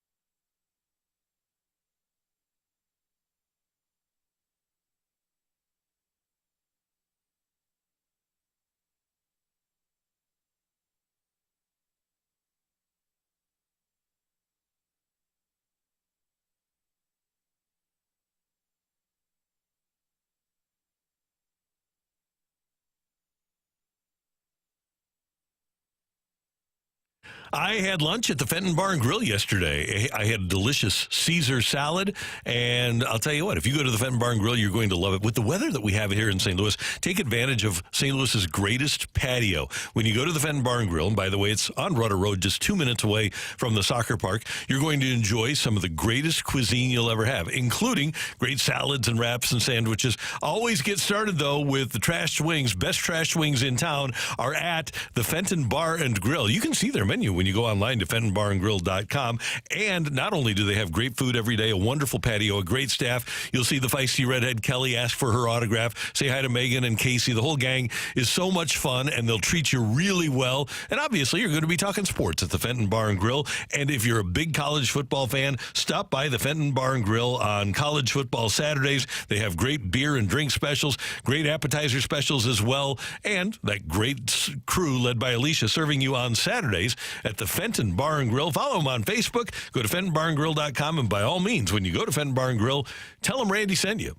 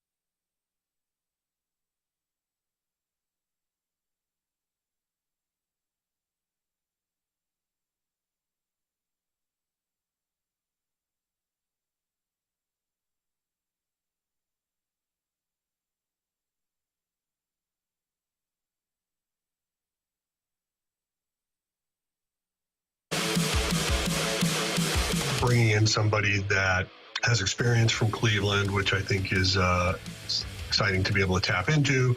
But I also think he's really well-rounded. That, too, was a rather large candidate pool as well. But just thinking of his leadership, his communication skills, and his ability to, I think, bring people together is something that we found very, very attractive. And I would also note that he will be the one that runs the process to hire the new farm director as well as the director of performance. One of the goals here is to definitely make sure that those two departments are not just running parallel, but are really collaborating together moving forward. That is Cardinals Pobo John Mozeliak yesterday on the heels of the Cardinals naming former Indians executive Rob Cerfolio as the Cardinals assistant general manager, player development, and performance. And I said all year long, what's wrong, Matthew? You just hit Indians with like some extra emphasis there. Oh, I completely forgot. The Guardians, yes. Yeah, I think the a lot of Guardians. people forget. Yeah. I still say San Diego Chargers every Me once too. in a while, But too. it Trips me up all the time. Before you said it, I was like, is he doing a bit? I didn't like, are you doing it on purpose? Like, I couldn't tell. I had no idea that I said it. But here's the thing. I said all year long that if the Cardinals were going to revamp their player development department, they should get somebody from Cleveland. Go to Cleveland because over the last, since Cerfolio took over as their farm director a couple of years ago, they brought up Bo Naylor, Brian Rocchio, number 4. That was a purposeful pause. Yeah, it was. Stephen Kwan, Tyler Freeman, Will Brennan, Tanner Bybee was their number 1 starter, Logan Allen. Over the time that he's been there, Zach Plesac came up, Shane Bieber came up. They have done a great job of developing young pitchers, going all the way back to people like Mike Clevenger and Aaron Savali. They have developed pitching in Cleveland, and I love this hire because he might not be the reason that they did it, but at least he was able to see how they did it. He's only 32 years old. By all accounts, very intelligent. He went to Yale, for God's sakes. He's got to be pretty smart. So I would say that, in my opinion, Rob Cerfolio is the perfect get for the Cardinals. What have they not done well for a long time? Develop young pitching. What does he come from? An organization that has developed young pitching. This is a great hire by Bloom, by Mozeliak, and by the Cardinals organization because, once again, you're adding a different perspective into your front office, which is always a huge plus. And as you mentioned there, the player development side is obviously a huge focus here. But doesn't it seem that it's very clear the direction that the front office for the Cardinals is going? It's going towards the Guardians and what they're doing, and also the Rays, because you have Chaim Bloom with his experience with the Rays, as we all know, coming in, and now you have Cerfolio with his experience with the Guardians. I love everything that the Guardians have been doing. By the way, they have kind of consistently in recent years been around 23rd in all of Major League Baseball in payroll, and I know that sometimes, and it's always scary when you hear that payroll is going down, but what I like about the Guardians is their ROI, right? Their return on investment. They're getting the most out of their investments, and for the Cardinals, they have spent money payroll-wise, but what have those investments turned out in? I just went back and looked prior to the show. This year, Cleveland's 40-man roster had 24 players drafted and developed by their system. There you go. That's big. They had 13 international players on their 40-man as well, so that has to get your attention. Effective instruction. And notice I said effective. I mean, everybody's trying to instruct their own system and the way that they do things, but we're talking about effective instruction and technologically advanced tools that they're using. So from 2015 through 24, they've had the 4th best winning percentage in the major leagues. I mean, that's sustained success. And as you mentioned, Brooke, it's with an average payroll that ranked 23rd in the big leagues. So they're doing something right. Yeah, They're developing players. And Cerfolio, I think, was even mentioned as a name for a managerial candidate. Yes. Which shocked me. You know, what is he, 32 years old? Just and 32. Started out as an intern with the Cleveland Guardians, so he knows what works, clearly. There's some things there that work, and that'll be beneficial for the Cardinals. Yeah, especially when you see 32, you're like, wow, that is young. And also kind of makes me just reevaluate my life real quick where, wow, I haven't What have we accomplished as done? much. Yeah, I know. I'm like, what have I done here? Doing morning radio. What the heck? I know. What do you mean? But Jeez. obviously, he's Obviously a rising better. star in all of Major League Baseball, as you mentioned, linked to that managerial job, which I was very surprised to see too. But it kind of just shows how well respected he already is at 32 in all of Major League Baseball. I found this really interesting. During his time at the Guardians player development minor league system from 2015 to 2024, the Guardians ranked 4th in the majors in regular season winning percentage and 6th in postseason victories. And the average payroll, as we mentioned, was around 23rd for those years. You use that term return on investment. That's pretty darn good. You take that. Now, they haven't been to the World Series, or, well, yeah, they've been to one World Series, but they haven't won one. They lost to the Cubs in 2016. But you take that, that's pretty darn good. And hopefully the Cardinals will be able to get something out of him for the future. And he will hire, as Mo mentioned, the new farm director and the new director of performance. The other hires yesterday, John Jay is a known quantity. We know John Jay well, and he's a really good guy, connects well, great communicator. Brad Brown, I've got a lot of material out of him over the last 20-plus years because of that dropped ball against the Brewers. Chicago. In 1988. But 98. 98, sorry, yeah. Ron Santo. Oh, no! Oh, right. But Brad Brown was with the Dodgers when they won the COVID World Series in 20.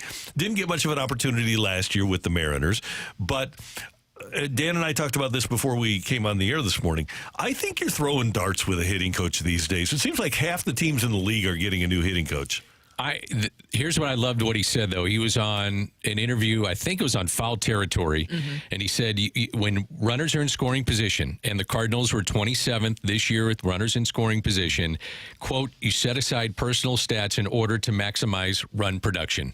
I liked hearing that. Me too. You know, just a different approach, because this last year, it didn't work. You're 27th in baseball out of 30 teams. I also liked in that same interview, too, about his philosophy, too, about the individualized approach, too, because sometimes I feel like just having that cookie-cutter approach, of course, you have to have a hitting philosophy as an organization, but at the same time, having that individualized approach, I think, is something that is really important. Should Jordan Walker and Mason Wynn be taught the same approach? No. No. Right? No. It's pretty simple, no. Yeah, so you can't, and I think that's one of the things the Cardinals have run into in the past. For example, Colton Wong was he was being asked and taught to hit the same way a power hitter was. Right. And that's not what and there was a reason that he was swinging as hard as he could, because that's what they wanted him to do, was to be a power hitter. Some guys aren't power hitters. And so I love the idea of Brant Brown bringing that individualized approach. And throughout the organization, you talk to people in and out of uniform. The big issue last year, and this isn't brain surgery, but it was individual approaches at the plate. And as you said, Dan, just something as simple as, and here, Brendan Donovan does a great job of cutting down his swing, all right, when there's a runner on base, runner in scoring position. Some guys are always, Nolan Gorman, always swinging for the fences, regardless of what the situation calls for. And hopefully they can get Nolan Gorman to be that guy that maximizes the opportunity to score a run when a runner's in scoring position. I want to go back to something else. This is off the beaten path. Is this good for baseball to have the Dodgers and the Yankees in the World Series? And what I mean is, from the fan perspective of bringing in the collective country to be viewing the games, absolutely. But when you have teams like Cleveland or some of these other teams that don't spend a ton of money get to this postseason and can't win and get over the hump because they don't spend that kind of money. They can't afford to make those kind of mistakes. Is it good to have them winning like they are? Because it's a crapshoot. Now, I get it when you get in, but is it a good thing? Because last year we had Texas and Arizona. Yeah. And before that, 21, we had Atlanta and Houston. We had Houston and Philly spent a bunch of money. But that's the way baseball's always been. The Yankees have always been great because they've always spent a bunch of money. I think they are second and third, too, with in terms of people behind the scenes, like your analytical people. I mean, so they're doing that part of it as well. They just have more of a cushion to lose on some of the free agents that they may bring in. But I get what you're saying, too, because especially, too, with the changing landscape of TV and how that is obviously affecting payroll for teams, you know that the Yankees and the Dodgers and the Mets are going to be the only ones kind of swimming in those high payroll dollars for probably a while now. So if you keep seeing the Yankees and Dodgers in multiple World Series, does that change the conversation, too? I think it does. I do. And Jack Flaherty starting game 1 of the World Series for the Dodgers. Isn't that something? Night. You got Tommy Edman as the MVP of the NLCS. There's a little Cardinal flavor to this. Luke Weaver closing for the Yankees. Weaver closing. Yeah. And as you mentioned the analytics departments, as you get into this series, how much analytics and technological stuff do you think Soto and Rodon and Shohei and Yamamoto used as they were growing up? Probably none, Randy, is my guess. Yeah. Although they're ball players. I think we have to be open and honest that both have a place. They do, no doubt. It's just I do miss not seeing a guy like Matt Holliday or Mark McGwire now I love seeing Descalso. I love seeing Jay, guys that have been there before, been there, done it. But I talked to Izzy about this. Izzy's gone back to like classes to learn analytics because it's just part of the game. There's just got to be the sprinkling of both to make it work. You use it as a tool. You don't use it to define your organization. I would agree with that. Yeah. Kind of going off of that, too, going back to Brant Brown, I thought this was really interesting what John Mozeliak, and I know we got to get out of this, but just a quick question for you guys, that he mentioned yesterday when asked about Brant Brown. He said that he kind of sees him as an in-between between Jeff Albert and Turner Ward in terms of approach. What do you think that he means by that? Does that play into what you guys are talking about that kind of analytical approach? I do. I think it's a little analytical against old school and find a happy medium. Jeff Albert is an Ivy League guy. Turner Ward came on our show and said his daily credo to his players was get gooder. Randy. So he really did. He came on. Did. So it's easy to find a middle ground between those two. Not that Turner Ward was a dumb guy, but that's just philosophically what Albert taught Mo on our show referred to as a high-level curriculum. High-level curriculum versus get gooder. So, yeah, it should be easy to find a middle ground there. And I think they probably have with Brant Brown. What do you call that then? Gooder analytics? Yeah, there gooder analytics. There you go. Coming up, we've got the fight. We need a fighter. Text in to the Air Comfort Service text line 314-399-9646, 314-399-YO-HO with your name and the word fight. Next on 101 ESPN. I was hoping that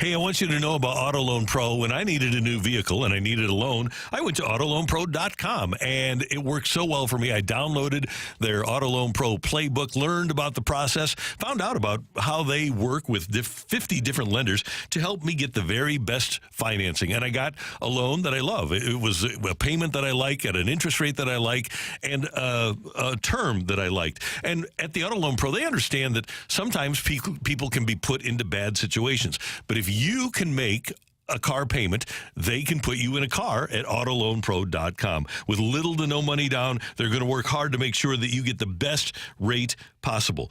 Anyone can sell a car, and it takes a pro to do it right. And that's why you need to know about AutoLoanPro.com. If you're financing a car, there's only one thing to know. Choose the Auto Loan Pro. When the Kirker family needed a new car, we had one car totaled and needed to go get a new one. Went to AutoLoanPro.com and got my car there. And I hope you'll get it there as well. Start with the website, AutoLoanPro.com.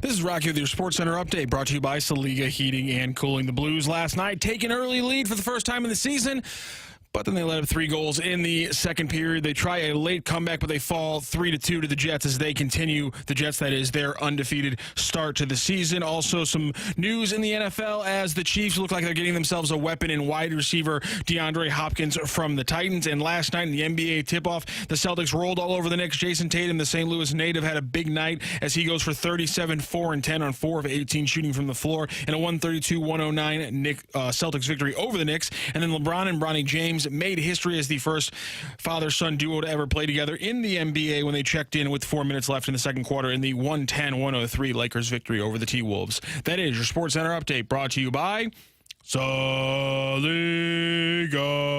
Heating and Cooling, an independent American Standard heating and air conditioning dealer.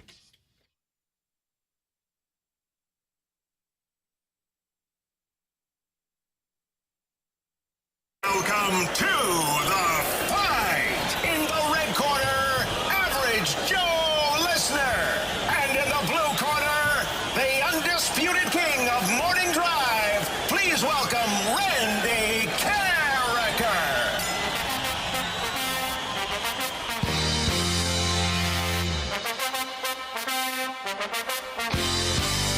Welcome back to the opening drive. Brooke, Dan, Randy, and Rocco here, and it is time for the fight. And our fighter this Wednesday is Mike. Mike, how are you doing this morning? Good morning. How are you? I'm doing great. Is this your first time facing Randy in the fight? It is my first time. I've tried for a long time. I've been a long time listener. Yeah, very proud of you, Rocco. You've been able to get first-time fighters. Dan, any advice for the first-time fighter, Mike? Oh, just relax, Mike. Get the puck deep. Get in those greasy areas. Take the battles. That's what you have to do when you take on Randy, because you know he's going to come with his best game. I love the advice, Danny Mac. Thank you. You're more than welcome. Good luck to you. And as Dan always says, answer with conviction. Answer with conviction. Go with that first answer. If that's what you think, then you go with it. You ready All for right. question number 1, Mike? Yes, sir. Yes, ma'am. I'm sorry. It's okay. Here we go with question number 1. Who is the last Fighting Illini to be drafted in the first round of the NFL draft? Is it Jihad Ward, Whitney Merciless, or Devin Witherspoon? Oh, my gosh. Let's go B. Okay, you're going with Whitney. I like it. All right. Fernando Mania took over in 1981 when Fernando Valenzuela took home both the Rookie of the Year and the National League Cy Young. The Dodgers also won the World Series that year. Taking down which club? Was it the Red Sox, the Brewers, or the Yankees? Yeah. I'm going to have to say Brewers. Final answer? Yes, sir. On to question 3. When Tim Raines Sr. and Jr. both suited up for the same Major League Baseball team in 2001, which franchise were they playing for? Was it the Expos, the Orioles, or the Marlins? I'm going to go Expos. And question 4. On Monday night, Mike Evans became the 5th wide receiver to score 100 touchdowns in their first 11 seasons. Out of those 100 TDs, which QB is connected with Evans the most in his career with 32 of those? Is it Tom Brady, Jameis Winston, or Josh Freeman? I'm going to say Jameis Winston. All right, let me go grab Randall, Mike. How are you feeling, Mike? Oh, not great. Not great. Why? Oh, I know. I didn't have a clue on any of them. Was there a sport that you were hoping for? I don't know. I watch a lot of sports, so I mean, not random. Just a little bit of anything. All right, here comes Randy, and right now, I don't see grapes. I don't see Mountain Dew. I don't Finish see the grapes. Well, maybe that's Finish good for the me. Propel. Yeah. Just as Mike said. Say hi to Mike, by the way. Mike, good morning. How you doing? Good morning, Randy. How are you? Doing well. Thank you so much for listening, and thanks for playing this morning. We appreciate it. Thank you, sir. Are you ready for question number 1? Ready. Okay. Who is the last Fighting Illini to be drafted in the first round of the NFL draft? Okay. They had that. I think there was a defensive tackle that went to the Chargers. I'll do the lifeline here. Okay. Corey something. Jihad Ward, Whitney Merciless, or Devin Witherspoon? Oh, Witherspoon to Seattle, yeah. Okay. Forgot about him. Conviction. 5th pick in the draft. Yes, he was. Fernando Mania took over in 1981 when Fernando took home both the Rookie of the Year and the National League Cy Young. The Dodgers also won the World Series that year, taking down which club? George Steinbrenner actually hurt his hand punching an elevator after the Yankees lost to the Dodgers in a game in L.A. It was the New York Yankees. The Yankees and Doyers played. Doyers won the World Series. Also known as the Yankees. Yes. Also yes. known as Okay, I just don't want to see Jonkies on my list, and it's not the name that you were looking for. Fair enough. Okay. Albert calls them the Jonkies. If he can, I figure then we all should. Not just you can. We all should. Yeah. Okay. If it's Albert Pujols, right? Yeah, you just do what he says. Yeah. Ready for question number 3? Ready. When Tim Raines Sr. and Jr. both suited up for the same Major League Baseball team in 2001, which franchise were they playing for? Oh, what year was this, Brooke? 2001. Tim Raines Sr. and Tim Raines Jr. I think I'm going to go White Sox. I don't think Tim Raines, 2001. He may have gone back to Montreal, but I'm going to go with the White Sox. Final answer? Yes, sir. On Monday Night Football, I'm assuming you watched. I did. Mike Evans became the 5th wide receiver to score 100 touchdowns in their first 11 seasons.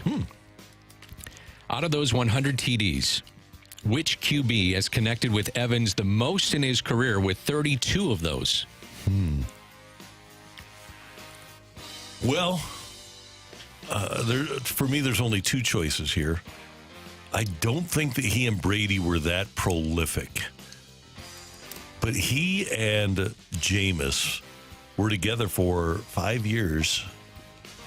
And I'm going to say that over those 5 years, I'm going to say that Jameis hit him for 32 touchdowns. I don't think that he did 10. He may have with Brady 10 a year. Obviously, would have had 2 11s and a 10. 2 11s and a 10. Would be pretty good. I'm going to play the odds here and go with Jameis Winston, though. Final answer. Yes, sir. Matthew, we have 4 questions in the book. That means it's your time to do your thing. We also have a winner after just 4 questions. No tiebreaker needed today. Mike, in his first shot at Randy Carricker, does he take him down in the fight, or does Randy Carricker roll on with another victory this week? Ring that bell. The winner and still champion of the fight, Randy Carricker. Just win, baby. I'm sorry, Mike. Randy Carricker took you down today. I had you down by a score of 2-0 on this one, Mike. Well, not surprised. Good job, Randy. Mike, thank you very much for playing. We do appreciate it. I'll be honest. I was having a little issues with my headphones, like I was having with my mic yesterday. I missed what your answer was on 3. What was the question again?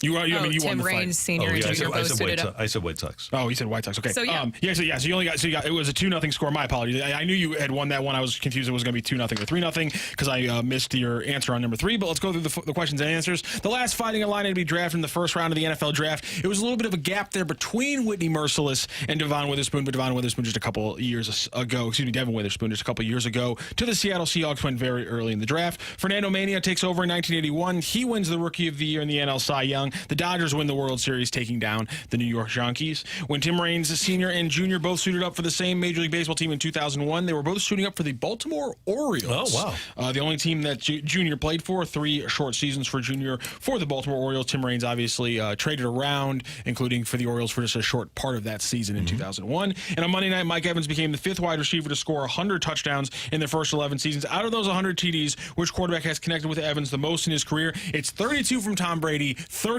from Jameis Winston, 19 from Baker, and then some other miscellany in there as well. So Tom Brady, the correct answer there, 32 of the 100 to Mike Evans. A 2-0 win for Randy Carricker in the fight. Thank you, Mike, for joining the fight and joining the show today. Thank you. I enjoyed it. Thanks for your time. Thank you very much. Thanks for listening and checking in. Mike with us on 101 ESPN. The Brady one surprised me. Yeah, me too. 3 years. Yeah. Pretty good. Short time, 32. They hook up on. That's pretty good. And the other thing that I was thinking, okay, he's got Godwin and Gronk. Exactly. That's a lot of production to have one guy from Brady. But Brady, he had like a 48 touchdown pass season there, too. How about Godwin in his walk year? Yeah, isn't that a shame? That's awful to see. You know it's bad if they didn't show it on the game. No doubt. Yes. Yeah. You know that injury was bad. Coming up, we've got NFL news and notes here on 101 ESPN.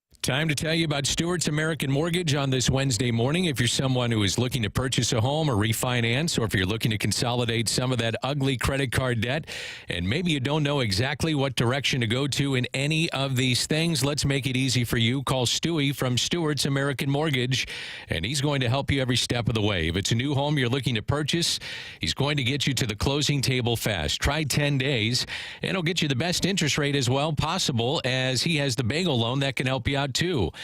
Now you're asking yourself, what is the bagel loan? Well, if you borrow $200,000 or more, there's no underwriting fees, no appraisal fees, no title fees, no lender fees, and no closing costs. Stewart is your guy. He makes it so easy for you. Any questions on rates, the industry, the trends? Give Stewart a call. Call him on his personal cell phone, 314-324-4440, 314-324-4440, or you can Google the bagel loan. NMLS number 226715.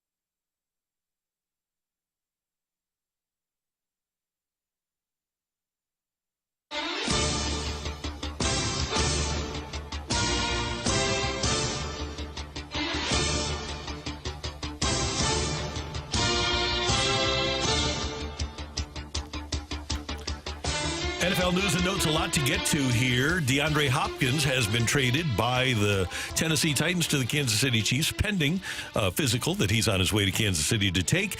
And if he does pass the physical, Hopkins will join a Chiefs team that is missing receivers right and left. Before the season, Marquise Hollywood-Brown was injured.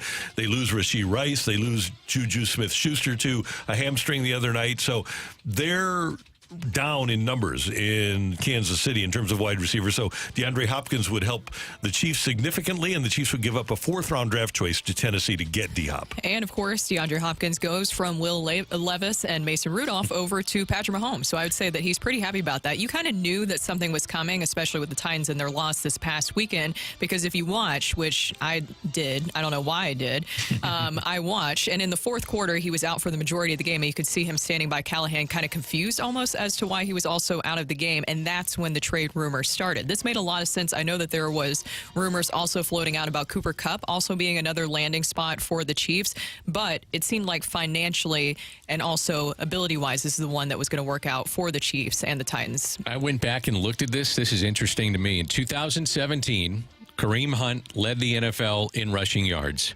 DeAndre Hopkins led the league in receiving touchdowns. Travis Kelce led all tight ends in receptions.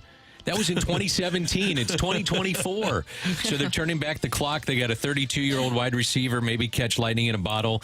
He's off to a terrible start. I think he's got 15 catches total. He was okay last year coming off an injury, but they need something. And if they're going to three-peat, I think they needed to do something on the outside. So why not try this? Yeah. Why not? Another wide receiver that apparently is available is Cooper Kupp of the Rams, who just 3 years ago won the receiving Triple Crown, has had a ton of injuries since then. And the thought process around the league is that the Chargers would be the team that would be most interested in making a trade. He wouldn't even need to change stadiums. No, that would be a pretty easy switch for him. You just go over to a different uniform. I cringe every time he catches the ball. I just think there's an injury waiting to happen. He just gets beat on. What is he, 31 now? He's had a hell of a career. The other one that's talked about a lot is Matthew Stafford. Would he be on the move? And there's some teams that would have interest in him. One of those, the notable teams that's been talked about, is Minnesota. And they're playing so well, I don't know if you'd want to disrupt that. That's my thing. If I get that Matthew Stafford has a much better past than Sam Darnold, but he's a lot older than Sam Darnold.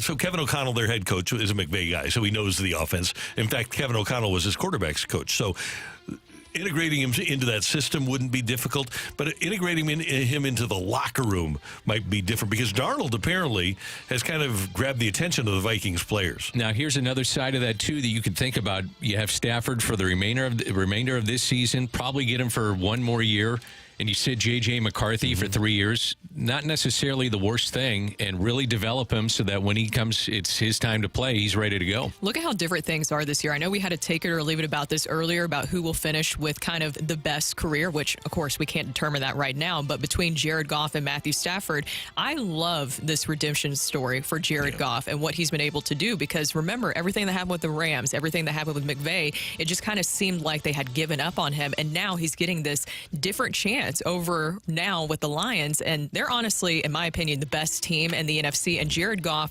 deserves to be in the MVP conversation. In his past 4 games, Goff has an 83.5% completion percentage, which has set the NFL record for the highest completion percentage over any 4-game span in the NFL history, minimum 90 attempts. I wonder where Sean McVay came down on that. I know the organization, and it's not dumb in L.A., they wanted stars. They went out and got Jalen Ramsey. They already had Donald. They had Aqib Talib for a time. They went out and they were acquiring star players, Von Miller, and that's one of the reasons that Stafford is there. Regardless of how good Goff was, they knew Stafford at that point was a little bit better, and he was a star. Yeah. And regardless of how that turns out with Jared Goff, it's a win for the Rams because they won the Super Bowl. That's the key. They won the Super Bowl, and they might get 2,500 more fans in there because they signed Matthew Stafford and brought him in. Well, when you play Detroit. Yeah. How about Detroit, by the way? They won by a margin on the road of 16. They're winning by an average score of 16 on the road. They've been awesome on the road. Minnesota, going back to them, unblemished on the road, but 4 of their next 5 are away from home. But only one of those trips is against a team that's 500 or better. So they got a couple of teams up north that are playing pretty well on the road. Minnesota, Detroit, Green Bay, and Chicago is right in the hunt, too. That is going to be a bloodbath. Yeah. The old NFC North used to be the black and blue division. I guess it will be again. Yeah, pretty much. It really will be. Just one other thing. I know that we touched on this. You mentioned this earlier, Dan, with Godwin and the injuries. But what happens with the Buccaneers now? You talk about a team that should be interested in a wide receiver. Now, Todd Bowles says that they're happy. They only have like $364,000 in cap space, and they're kind of locked in. They don't have anything to do. I guess Evans will be 4 weeks, but because of the salary cap, they're really limited in terms of what they can do to go out and get a replacement. Let me ask you guys this, and this is probably a really stupid idea. Really stupid. But in that game, are you better off if you're Tampa Bay, you're a scorer, and then having a onside kick recovered? Are you better off just running the football, run the clock out, and say, we're done? We're done with this game. Just run it out. As it turns out. You play to the final whistle. I get that. But, man, I mean, you lose Godwin, you lose Evans. That was tough. Painful. That's what I'm saying. It may be stupid what I'm saying. Well, here's the thing. We have to look at it from Todd Bowles' perspective. If they lose the game, and he's trying to win the game, and they did wind up losing the game, he's got to do everything he can to win every game because he's on the hot seat. Yeah, that's true. And Godwin wants to play. I mean, he was tied for the league lead in touchdown catches, and they had recovered the second onside kick of the year in the NFL. The other one was recovered by them too. So if they do score a touchdown, you never know. I was very thankful they did not score that touchdown. Oh. My friends were telling me that was a good non-touchdown to have. Yes, the friends, I'm sure, were very happy. They were about very that. pleased. Last question for you guys. Just looking at things right now in the NFL picture, AFC, who is the best team? I know, obviously, the Chiefs have the only undefeated record, but is there a team that you think is better, and who do you think? I already said the Lions, I think, personally, are the best team in the NFC. Who is the best team in the NFC? I think the Ravens, if they played Kansas City today, would beat Kansas City, especially with the Kansas City's dearth of wide receiver depth.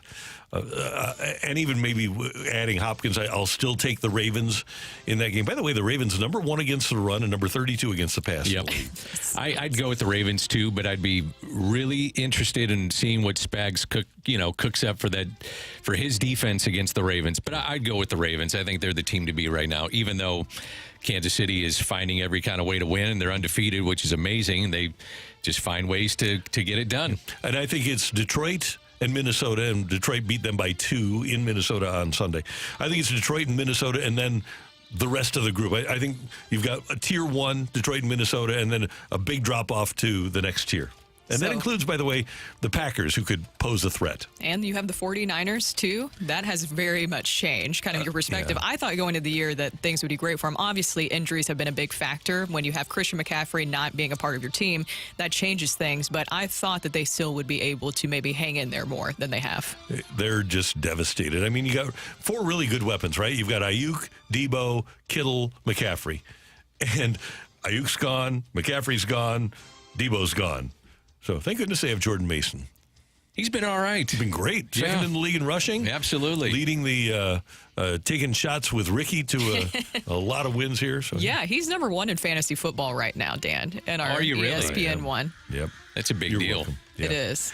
That is NFL news and notes. Oh, one other quick news and note. Jameis Winston to start in place of the injured Deshaun Watson for the Browns. Did you guys see the injury? It's tough to see. Yeah. Achilles injuries are just, that's why makes me cringe. That's why you'll never get me on a pickleball court. Good point. I know you do it, Brooke, but not me. Yeah. I'm too old for that. Coming up next, we've got Rush Hour Reset on 101 ESPN.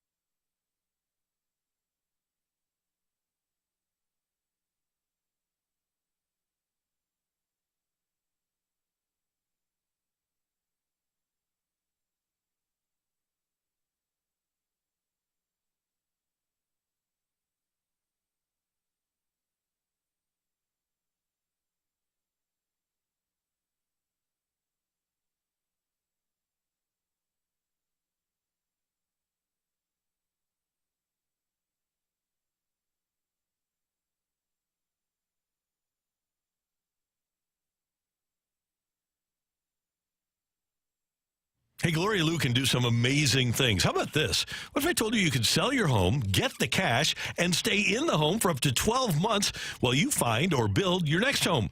Gloria Lou is able to eliminate the traditional hassles of buying and selling at the same time, and she can set it up so that you can do just that. Sell your home, get the cash, and stay in the home for up to 12 months. Gloria Lou has a great group of options for you to sell your home. And if you don't sell your home at your agreed to price and time frame, she'll buy it herself, and that's guaranteed in writing. Gloria Lou from Your Home Sold Guaranteed Realty has options for every single seller. If you want a fast sale with no hassles, she's got multiple cash offers that are great options to consider with no showings and no costly repairs, and you pick the closing date. You always get the highest cash offer to choose from in minutes from Gloria Lou. Her number is 314-325-6888, 314-325-6888, or you can visit GloriaHasTheBuyers.com. As always, Gloria and seller must agree on price and possession date. To learn more, visit GloriaHasTheBuyers.com.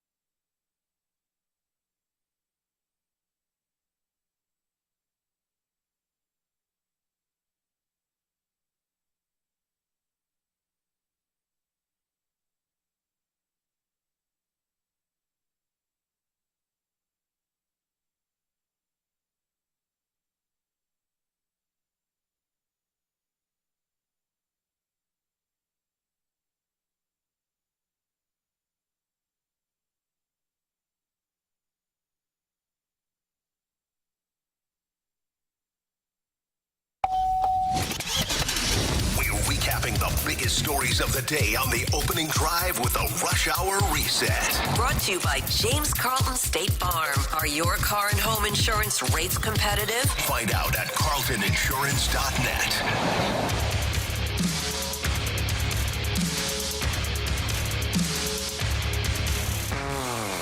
9:07 in St. Louis. Time check brought to you by Clarkson Jewelers, an officially licensed Rolex jeweler. Brooke Grimsley, Danny Mac, Randy Carricker, and the Blues fall to 4-3 last night as they allow 3 second-period goals and fall to the Jets 3-2. The Jets are now 6-0 on the season. Brandon Saad scoring in the first and the third for St. Louis.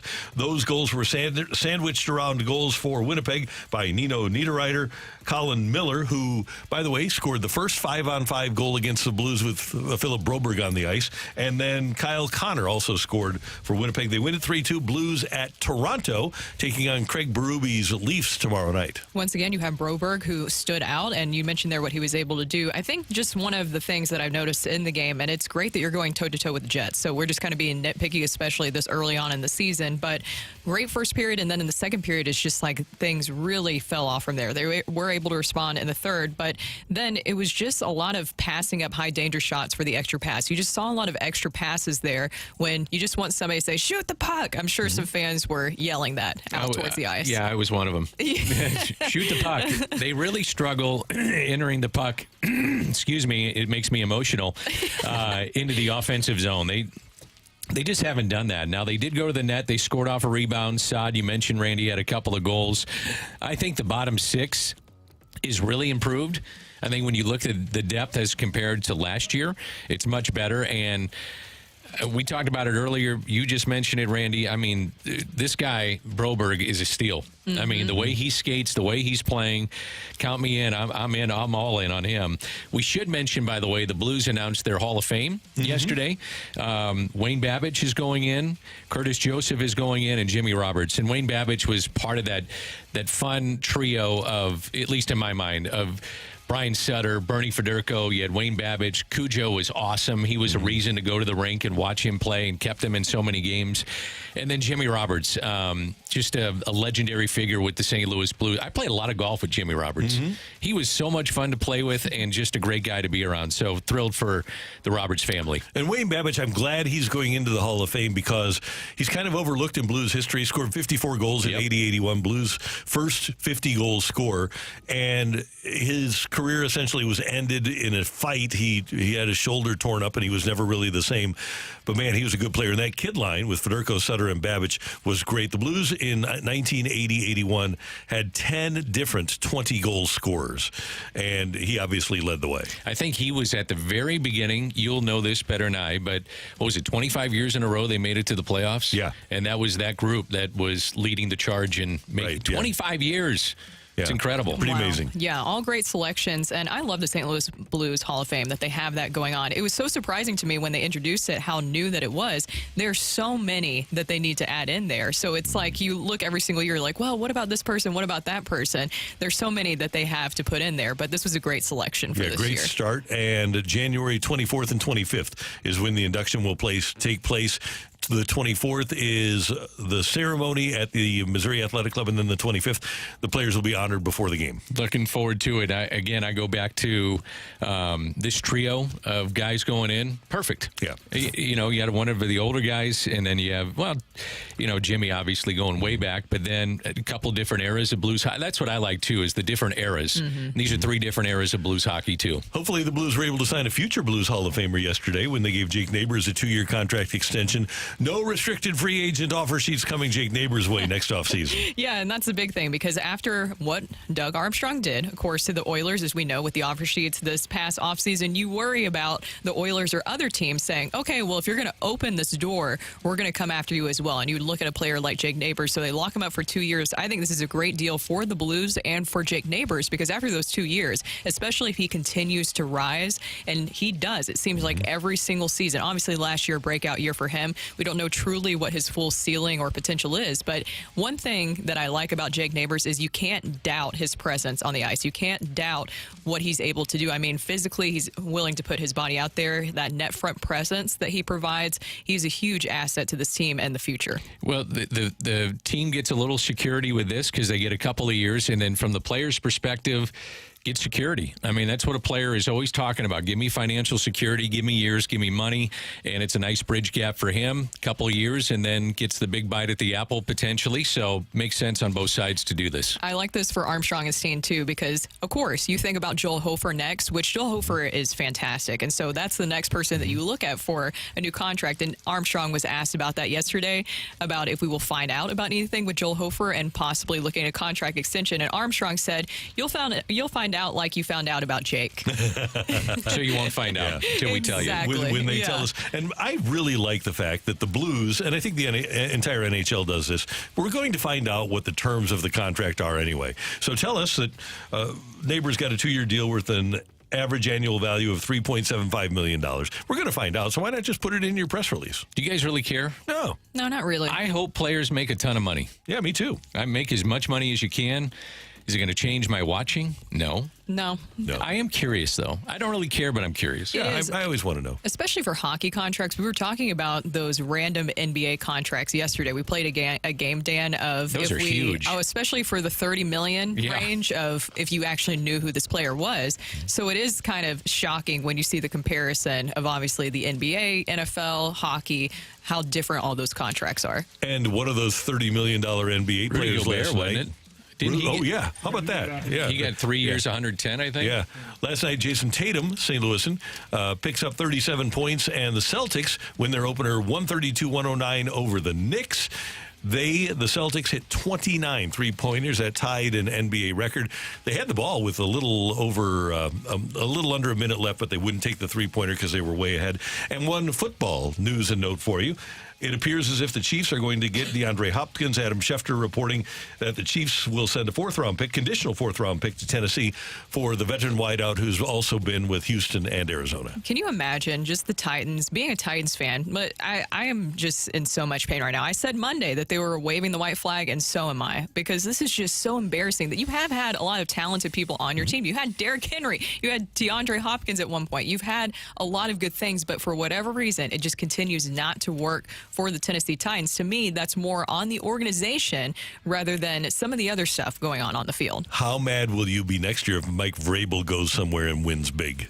I wouldn't be shocked at this point. You'll just be Nothing mad. surprises me. So I kind of hit the numb point of my fandom. We will rally around Will Levis, and we will play good football. Yeah. They didn't even do that. They went to Mason Rudolph this past weekend, Dan. It's terrible. How many NFL quarterbacks now have national TV ad campaigns? He's got one. He's got one. Obviously, Mahomes has got like 10. 10, yeah. Brock Purdy has one. Yep, he does. Okay. I'm trying to think of who else. Yeah. Might be Rodgers doesn't have any left. No. So he was State Farm for all those years. Russell Wilson did American Family. I don't think he's on there anymore. So at least he got that. Yeah, that's good for him. Maybe that's what cursed us going into the season is that Mayo commercial. Yeah. Did Justin Herbert have one? He did. He did. Yes, he did. I think it might have been an energy drink. Yeah, Dak has some. Jalen Hurts has some. Let's see. Who else? Goff has something. Does he? Yeah, there's a lot. Yeah. There is. Yeah, what is the best football commercial that you've seen? That like one ever that you can just think of? Mean Joe Green. Yeah, Coca-Cola. Yeah. Have a Coke and a smile. Yeah. That's a good But you know what? It was a different Aaron Rodgers, but the discount double check was pretty cool. That was. And that was a good one. He brought it into games. I loved it when who threw the jersey at the kid with the Coke commercial? Who was it? Was that Mean Joe Green? No, it was a spoof on that commercial, but it wasn't Green that threw it at the kid. I can't remember who it was. Yeah. I'm sure somebody on the text line will remind me. Yeah, I would think so. So there's your Rush Hour Reset. Coming up, we're going to hear from Doug Armstrong on the signing of Jake Neighbours and what might be on the horizon for the Blues. That's next on 101 ESPN.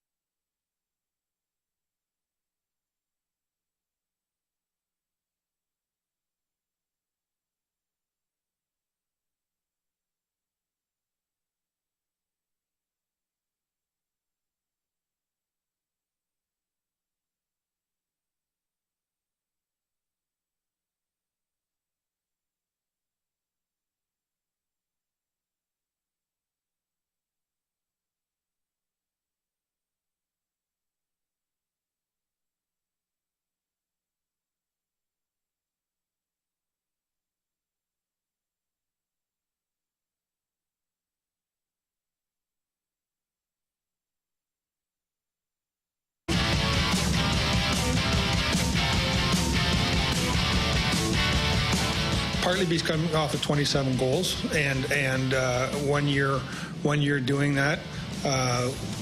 Our history is we've given out we try and do a bridge deal so everyone's comfortable when you do the long-term deal, that there's enough information on the player that nobody feels that they're weren't getting their dollar value worth, the player or the organization.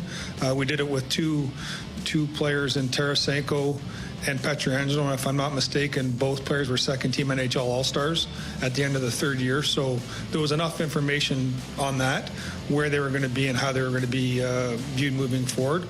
But we've had a lot of other great players since then, or players that I have a lot of respect for, whether it's Schwartz or Robert Thomas or Kyrou. Lots of guys have done bridge deals coming out, and I just felt that was the proper way to go with Jake. And that's Blues Poho and General Manager Doug Armstrong talking about the signing of, I'm going to sneeze here, of Jake Neighbours yesterday.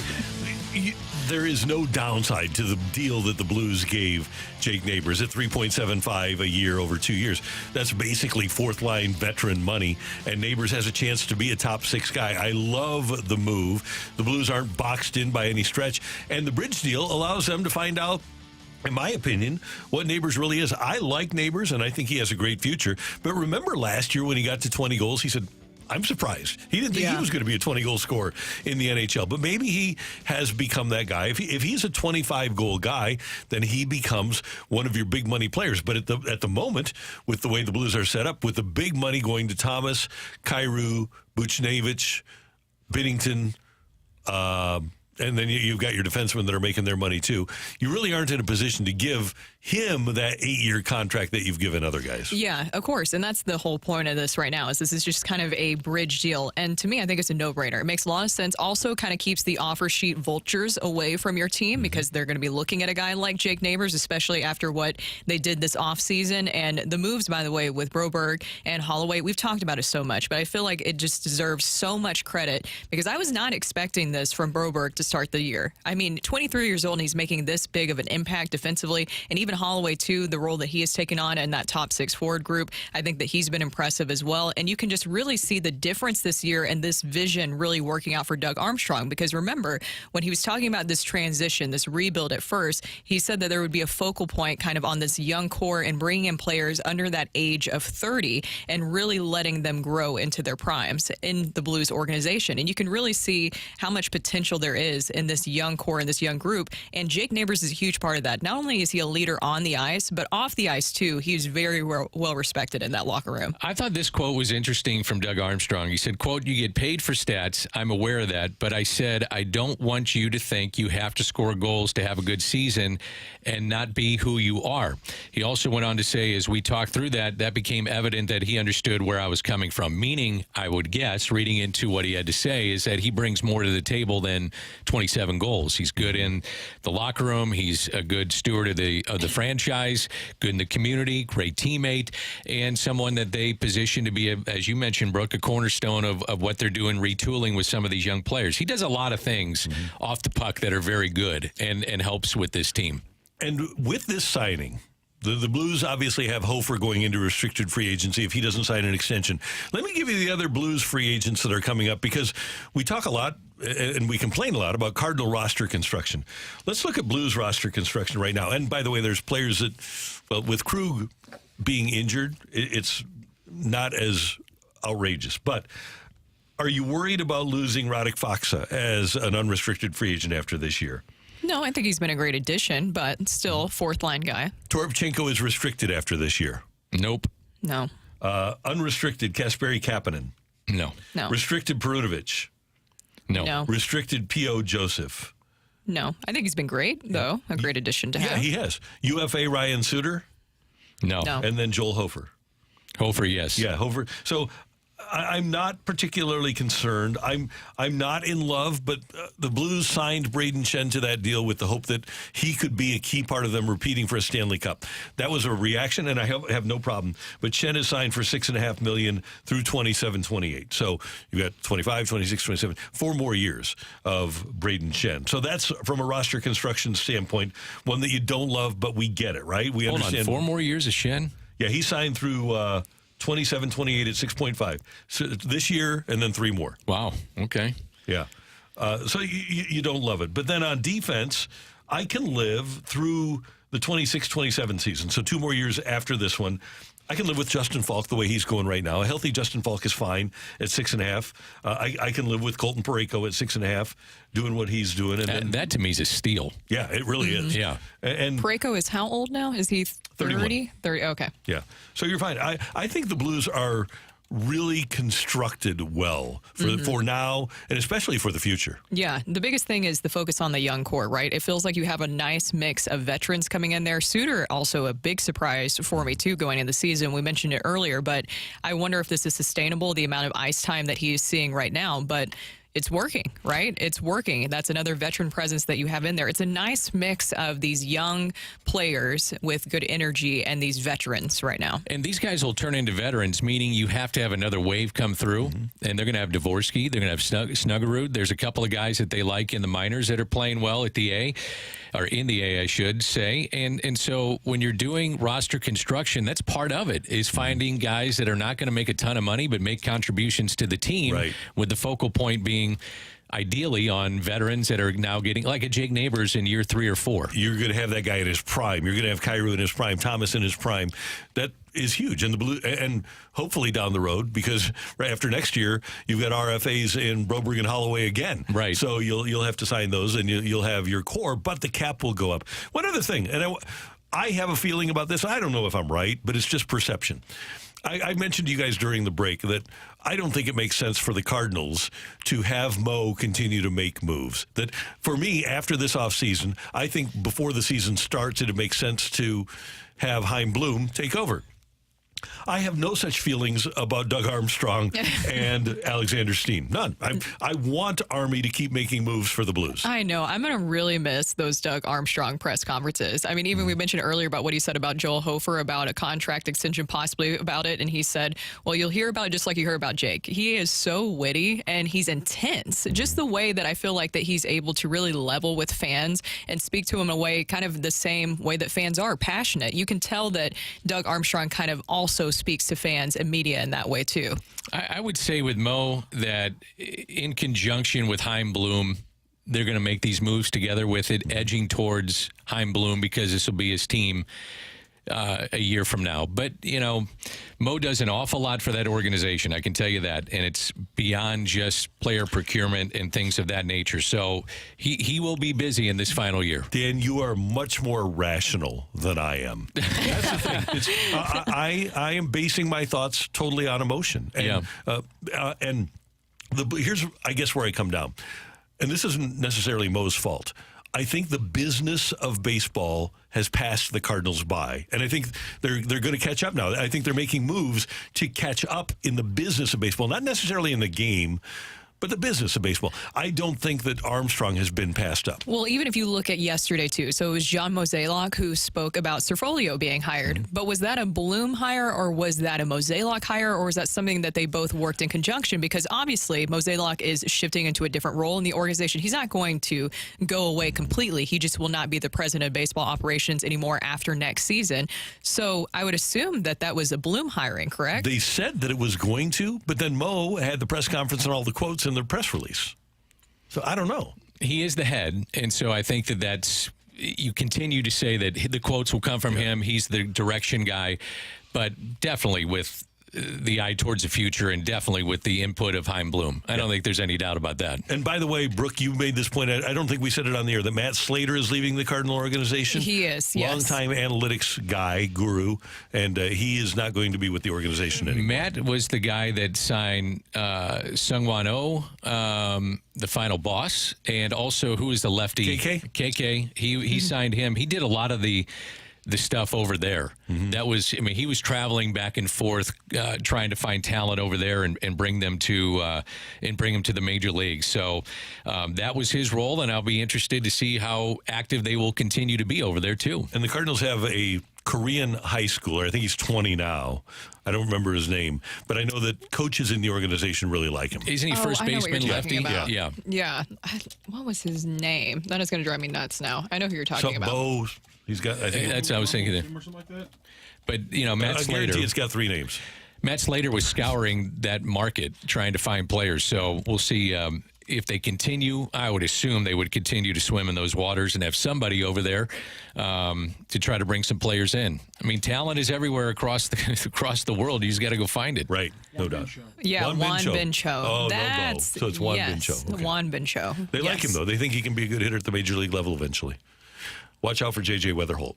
Can we expand the scouting? Yes, J.J. Weatherholt is a very good call there, but can we expand the scouting to Japan? Seems like a lot of great players are coming from there, huh? We got a few. They're there. Yeah, I know. Yeah. They're trying. J.J. Weatherholt and Chase Davis came along during the season, too, at Palm Beach. So the Cardinals feel like they have some guys on the horizon. That is a look at, started with the Blues and ended with the Cardinals. You went all over the place on that one. We ran the gamut. Next up, we'll probably see both MVPs in the World Series this year. Is this going to be the best matchup of MVPs in the World Series ever? It's next on 101 ESPN.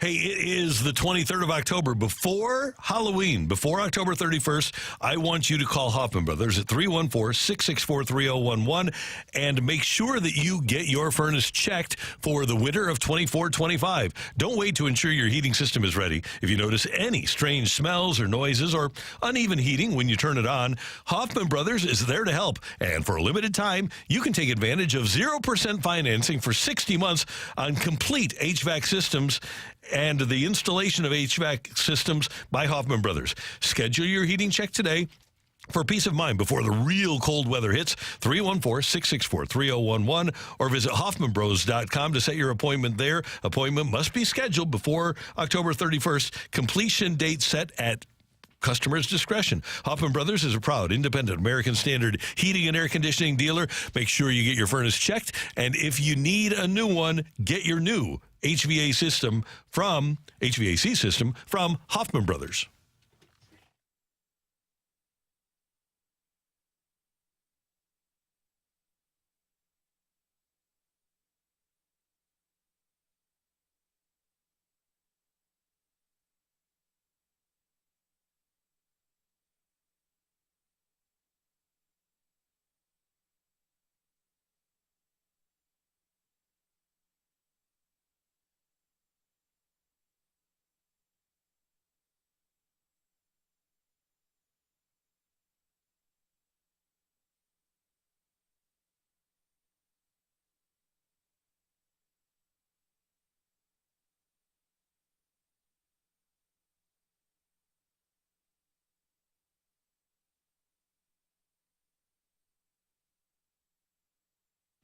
This is Rocky with your Sports Center update, driven by Johnny Londoff Chevrolet and Johnny Londoff Autoplex. Last night, the Blues take an early lead against the Jets, but it wasn't good enough as the Jets score 3 in the second period, and they win that one 3-2 in that game. Blues and Maple Leafs are back in action. They face off here on 101 ESPN with a pregame starting at 5 p.m. coming up here tomorrow evening. Again, on your home for the St. Louis Blues, 101 ESPN and 101ESPN.com. While you were sleeping, the Chiefs got themselves a weapon. Titans wide receiver DeAndre Hopkins will be the newest weapon for Chiefs quarterback Patrick Mahomes. And last night in the NBA tip-off, we saw history made as LeBron and Bronny checked into the game in the second quarter of the Lakers T-Wolves matchup to become the first ever father-son duo to play in an NBA game together. That is your Sports Center update, driven by Johnny Londoff Chevrolet and Johnny Londoff Autoplex. See them at londoff.com. Chevy, together we drive.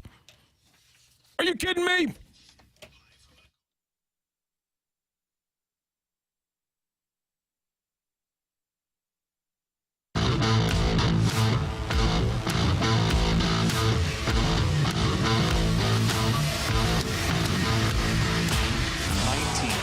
Numbers. There's a towering drive down the line. Ohtani's broken through. It is gone. A majestic home run into the second deck. 7-0 LA. Sends one high and deep to center field. Did he get it? Back on it is Thomas. He's at the wall. He got it. It's a 2-run home run. Home runs from Shohei Ohtani of the Dodgers and Aaron Judge of the Yankees, the presumed MVPs of each league. We always talk about, not always, but when we talk about trying to have baseball enhance its popularity, we talk about marketing their stars. There's no better way to market stars than by having them on the biggest stage. And for the first time since 2012, Major League Baseball will have their two MVPs on the biggest stage in the World Series in Ohtani and Judge. Last time, it was Miguel Cabrera and Buster Posey. Miguel Cabrera was a big star. Buster Posey was a big star. He had won his second World Series that year. But those two aren't even in the same stratosphere as Ohtani and Judge. Ohtani, do you guys agree that both of those two are mega stars? Mega superstars. Yeah. Yes. And I think that when you're looking at just this matchup of two MVPs, I think we all know that it will be Shohei Ohtani and, of course, Aaron Judge that will be your MVPs. But when you look at the history of some of the greatest MVP matchups that we've seen in the World Series, if everything kind of goes as expected for these two mega superstars to perform as such in the World Series, I think it can go down in history as one of the top 3, if not top 5 MVP World Series matchups. You had Stan Musial and Ted Williams back in, 1946. You've also had Henry Aaron and Mickey Mantle, and I think that Shohei Ohtani and Aaron Judge could be right there in the top of the conversation of some of the greatest MVP matchups in World Series history. Who else you got? You got more in front of you? I just had a couple of just them. those two? Yeah, I think you had the full list, didn't you, Randy? 1988, you had Canseco and Kirk Gibson, who didn't deserve to win the MVP in 1988, all due respect. 1980, this is one I would put on my top 5, I think. George Brett and Mike Schmidt. A couple of Hall of Famers, two of the maybe 5 best third basemen, certainly 2 of the 5 best third basemen in the history of the sport. You know, the difference is, though, that was when baseball was America's pastime. And this is a different era, so you need to use your terminology, mega stars, because there's some good stars like Soto. To me, as a baseball fan in this baseball town, people know Soto. I mean, there's going to be some people out there that are tuning in just to see the mega stars and go, oh, man, this Soto guy's pretty good. Or Garrett Cole going in game 1. He's He's a big-time name, or Mookie Betts or Freddie Freeman, but they're not like these two guys. And with baseball not on the landscape that it once was, you probably need these two guys to carry the load. I think some of the others that we would look at, and you nailed it with the Henry Aaron and Mickey Mantle one. That was in 1957. Yogi Berra and Roy Campanella. That's another one, yeah. Yes. And when you talk about those were two at the time mega stars, and a couple of mega stars from the 60s. Denny McLain had a great year, but he's nowhere close to a Hall of Famer. I think these guys have a chance to be a Hall of Famer. But Denny McLain and Bob Gibson in the year of the pitcher, 1968. It's a pretty good one. Pitchers winning MVP. But again, that was part of the national landscape of baseball being number one, even ahead of football. And for baseball, the best thing that could happen is that these two guys, first of all, go 7 games. So you have drama. And then the other best thing that could happen is that these two guys just go off. They have monster series. Like if Otani goes, 1 for 18 with a bunch of strikeouts, or Judge does, that ain't good for baseball. No, but this can bring, and we talked about it before, it's going to be hard for baseball to get back into not catching the NFL. So you try to get close to the NBA if you're Major League Baseball in terms of revenue, and I think they actually they're pretty close to revenue.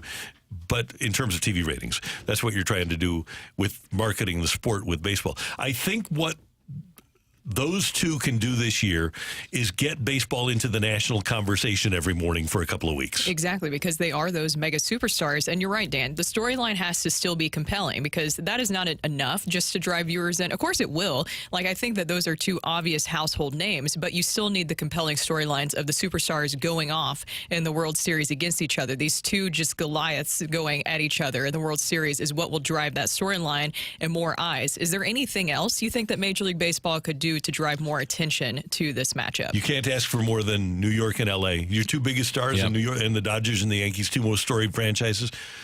I think this sets up perfectly. I think Jeff Passan said it yesterday. We had the cut from Jeff Passan. This is how baseball will find out what their highest level is, because everything they have is there and it'll be maximized. I was looking or talking to people about this. I've had more people talk to me about this year's postseason than I have in the last 10 years. When the Cardinals are out of it is what I'm talking about. Like when the Cardinals are in it, it changes the city. Everybody's feeling different. It's just it's front and center. It's everywhere that you look on TV, radio, the paper. But this has been the most talked about, at least postseason for me, that I've had in the last 10 years. I don't know if you guys have had that too, but that's the way it's been for me. It is. You can feel the excitement. No doubt. I want to touch on this text. Why are we waiting all week to get this World Series started? So stupid. Well, there's a couple of things that go into it. Number one, the plan for the LCS is to go 7, and neither one did. We had a 6 and a 5, right? So the schedule allowed for those games to actually have been completed, the series to be completed last night. But the way baseball has it set up, and this is smart, play game 1 on Friday when you have no real sports competition on TV. Then Saturday, you're going to take your hit. You're going to try to compete against college football. You're off on Sunday. So Friday, Saturday, off on Sunday, right? Is that what we got? And then Monday, Tuesday, Wednesday. So you go head-to-head against Monday Night Football. Tuesday, Wednesday, your only real competition is the NBA. Off on Thursday, and then you come back on Friday and Saturday for Games 6 and 7. So it's all about television. It is. It is all about television. Oh, by the way, and I think we should mention this, Shohei Ohtani, his 50-50 ball was sold for $4.3 million. Who in the world paid for that? Not trying to take away from, obviously, a very historic ball there, because he created his own club this year. But at the same time, that's insane for a ball. It's got to be something better that you can do with the $4.3 million than that ball. I find it unbelievable what people will pay for memorabilia and that kind of stuff. It's ridiculous. $24 million for the Babe Ruth jersey that he allegedly called his shot Allegedly. Right. Yeah. What's the most expensive memorabilia that you have that you actually spent the money on? Is there like a certain limit that you set for yourself? I'm not trying to expose the big pockets that you guys have over here. Oh, yeah. But is there something that you have that you've purchased that was very expensive? I don't. Me neither. I've got pictures of when I'm with somebody, like a dignitary or, interviewing somebody. I hold that closer than going out and buying a piece of memorabilia. And I'm not here to begrudge those that do. Some people love that stuff. It's just not me. And when you're buying autographs, I always go back to this. 1998, McGuire goes to a card store where they've got a big display of Mark McGuire autographed items. And he walks up to the counter. He's out shopping. Says, "That's not mine. That's not mine. That's not mine. That's not mine." And apparently the owner of the shop just turned white as a sheet. Yeah. That would make me so mad. Yeah. Could you imagine if you purchased that and you thought that somebody had actually signed that and they didn't? And these are people that owned companies. I don't know if they had certificate of authenticities at the time. That's what changes it now. Yeah. It is. The authenticity tickets or if you go to a game, we told this before, but if you go to a game and there's a foul ball, the first thing it does, it goes into the dugout. There's usually somebody that's off duty that's contributing to the game experience for the authenticity of the ball, and so you know which one you're going to get. And the Shohei Ohtani ball, which, by the way, kind of to that point, was already pre-authenticated. Yeah. All right. Coming up here on 101 ESPN, we're going to head down the stretch with Rocc and Roll here on the opening drive.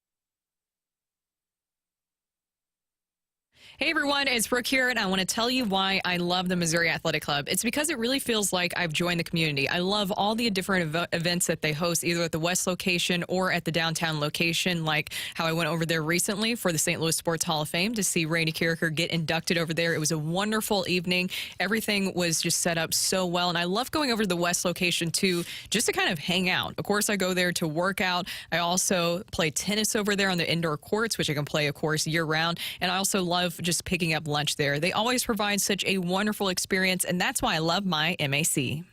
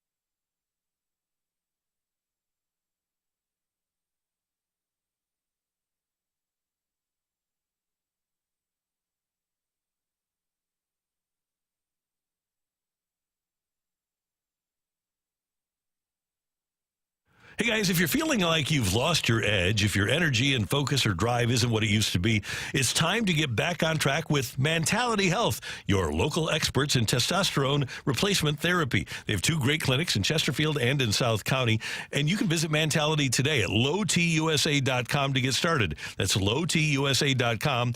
Your first step to reclaiming your vitality. And when you go to lowtusa.com, there's going to be a window pop up, and I want you to use the promo code RISE when you get to the website. And that's important because it lets them know at Mentality that you heard about us, Mentality, from 101 ESPN. So use the promo code RISE and get back into the game. If you're dealing with mood swings and irritability, low testosterone doesn't just affect your body. It can impact your mind too, leading to irritability and anxiety and even depression.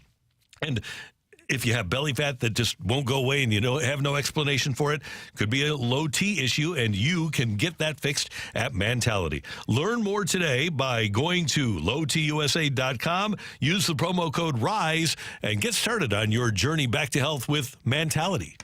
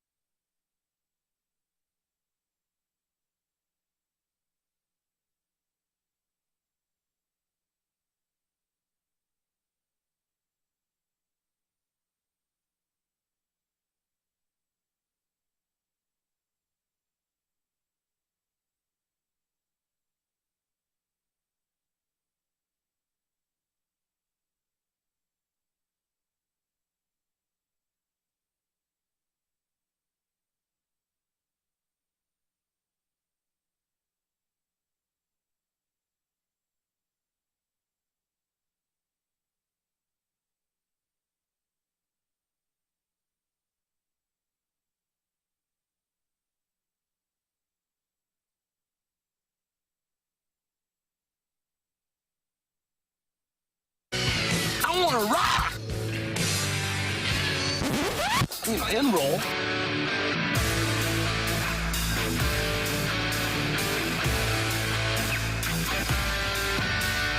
Let's rock. Let's rock today.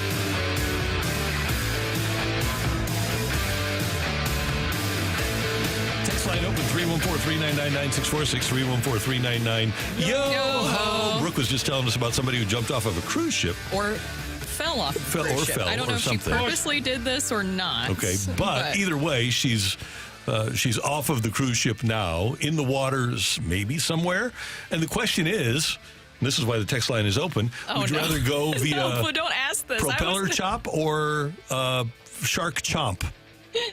That's so bad, Randy, because we were just talking about theoretically. I was setting it up as how terrifying it is if you fell off a cruise ship, because what are your 2 options? I mean, it's not easy to find somebody after they fell off a cruise ship, and you're more likely to be probably, taken under by the current, by the propeller, right? Yeah. And I said propeller, honestly, if I had a choice of which way I would go out, I would choose propeller because I feel like it would be quick rather than a shark. But a shark, you could overpower it and ride it to can't. safety. No, you can't. Go on a shark ride to safety. You think that you can overpower a great white shark. So you get on top, you train it. Yeah, you ride it. Try punching it in the nose. There you go. That's what you have to do. It won't work for you, Randy. Oh, I heard it did. No. Somewhere. Well, hopefully she will be found safely. I'm not good luck sure. with that. It was a Taylor Swift-themed Royal Caribbean cruise. Oh, no. Which I don't know what that means. I guess they had different eras for the cruise ship. Jan is smartly staying out of this conversation. Just one of those conversations, I just take it in. Yep. Do you have a fear of sharks? No. Really? No, not at all. I do. No. I'm not bothered. No. I'll just punch him in the nose. We do live in Missouri, so I'm not too fearful of them. That's fair. That's very fair. So, Matthew, what do you have for rock and roll? Well, we saw the big moment last night that happened in Los Angeles with Bronny and LeBron James. They made basketball history playing together for the first time. And here's a little audio reliving the moment. Here's the moment on the bench that caught them mic'd up before he was checked in, them checking in, and of course the post game with both Bronny and LeBron after the game. All ready? All right.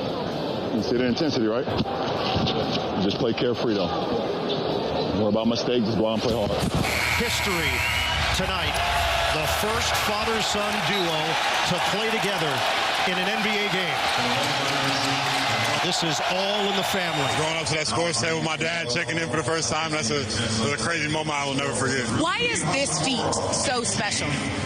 It's family. It's always been family over everything. And, for me, I lost a lot of time because of this league and committing to this league, being on the road at times, missing a lot of his things, Bryce's things, Zuri's things. So to be able to have this moment where I'm working still and I can work alongside my son, it's one of the greatest gifts I've ever got from the man above, and I'm going to take full advantage of it. Fake, contrived, a little set up. Yeah, probably, but I still appreciated the moment. In the moment, I don't care. I didn't care about all that stuff. I liked it in the moment, especially the mic'd up audio of them on the bench for a second, and just the way that LeBron just keeps talking about how yesterday was Zuri's his daughter's birthday, and he said, I woke up, got to wish my daughter happy birthday before she went off to school, and then I got to go to work, and my son was there. He goes, I can't ask for anything better. That's pretty cool. Is that the best present a parent has ever given a child? Yeah. An NBA roster spot? Pretty good. Yeah. I don't know if you need to get any more birthday presents after that. No, it's pretty good. I mean, if you're the Lakers, though, you're investing in LeBron. I mean, you're trying to energize him probably, and this is one way to do it. He's 39. He's played forever in the league. I can understand why the Lakers do this. He's your prime player, and there's no better way to get him energized than to bring his son on the team. We're talking about it. It's a marketing ploy. It works. Yeah. It is. We're sorry, we're getting a lot of really random texts. Yeah, we are getting a lot of really random texts today. It's contrived. It probably shouldn't happen that way. It's definitely a nepotistic roster spot, but at the same time, I appreciated it. I was very young. I wasn't really conscious for the Griffies happening. I was not locked in when we talked about today's fight question in 2001 when the Reigns first did it. The time that the NFL has it in their history was in 1965 or something like that. And so I obviously wasn't around for that one. So to get to see it in the moment with a guy I've been watching since he was 18, from my age, it was legitimately cool because you think about it, you hear the stories, and you heard everything about it, but then to actually have it happen in front of you, it was legitimately cool. Yeah, and you had what are you? What's your favorite text here? I don't know, Randy. There's way too many. You had Anthony Edwards also kind of chirping him when he came into the game too. That was my welcome favorite to the big part. leagues. Is as soon as he checks in, the very first thing that happens is he walks by Anthony Edwards, and Edwards right in his kitchen. By the way, if you are an NBA fan, if you're not an NBA fan, if you're just a fan maybe of nostalgia from the late 90s, they did a photo shoot that recreated the Sports Illustrated cover from the late 90s of Randy Moss and Kevin Garnett being in each other's uniforms. They've recreated that photo with Justin Jefferson and Anthony Edwards, obviously star wide receiver for the Vikings, star player for the Minnesota Timberwolves, and all the content coming out of there has just been a lot of fun. If you want to Google it, the cover is incredible, but there's audio of Anthony Edwards talking about how if he worked out like football players, he'd be built like Derrick Henry and could tackle him. They play a game of horse where Justin Jefferson's shooting a basketball and Anthony Edwards is throwing a football into the basketball hoop, and they're just kind of screwing around and going back and forth and having a lot of fun. It's a lot of great audio, really cool moment. I personally, that is in the absolute wheelhouse of nostalgia for me because that Sports Illustrated photo is one of the first ones I can think of from my childhood of Kevin Garnett and Randy Moss. Obviously, two incredible players that defined sports really until I was 20. And now to see these young guys do it, who I'm a huge fan of both of these players, it's a really cool cover. It's a really cool coverage. Some really cool videos coming out of it. That is. Yeah. My favorite text, by the way, is probably George W. Bush riding a great white shark. That is unique. I don't know how you find that so quickly. But I feel like that person had it ready to go. The caption, though, is Randy after falling off the cruise ship. Apparently, you will be able to handle a great white shark. So you would go swimming with great whites. Oh, yeah. No, you wouldn't. Yeah, we'd be buddies. No. Not a chance, Randall. Absolutely not. I thought everybody liked me. I've always had an irrational fear of sharks. Oh, okay. Well, there you go. See, it's irrational. I know, because I'm never in the ocean. Yeah, really. True. What's crazy, we're getting a lot of text here that says no one cares about LeBron James, and I guess I must have been really confused over the last 20 years of his career as the NBA became the second most popular sport in the country. Mm-hmm. Apparently no one cares about LeBron James. Yeah, I think they probably do. Make a statement, but the facts all tell me you're wrong. He was the best player with the best players in the whole world this summer at the Olympics. He's pretty good. I think a lot of people, TV ratings would seem to dictate that people care. Great job today by our producer, audio, video engineer, the one, the only Matthew Rocchio. Thank you, sir. Pleasure. Brooke, did you have fun today? Yes. It was kind of fun. I like riding that shark, by the way. Stay on cruise ships. Great job, Randall. Daniel, you're the best. You Thank too, you, buddy. That's Danny Mac. Yes, Matthew. Heads up for St. Louis City soccer fans. Today is their postseason media availability. You'll be seeing quotes hitting your timeline from Lutz Pfannenstiel, John Hackworth, and then 14 different City players are scheduled to hit the podium today. So keep your eye out if you're a City fan for that stuff. Good. So they must be watching what the Cardinals do after the season. Randy. Oh, sorry.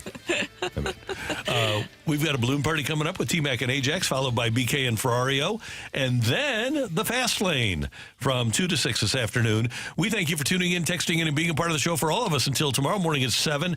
Have a happy hump day, St. Louis.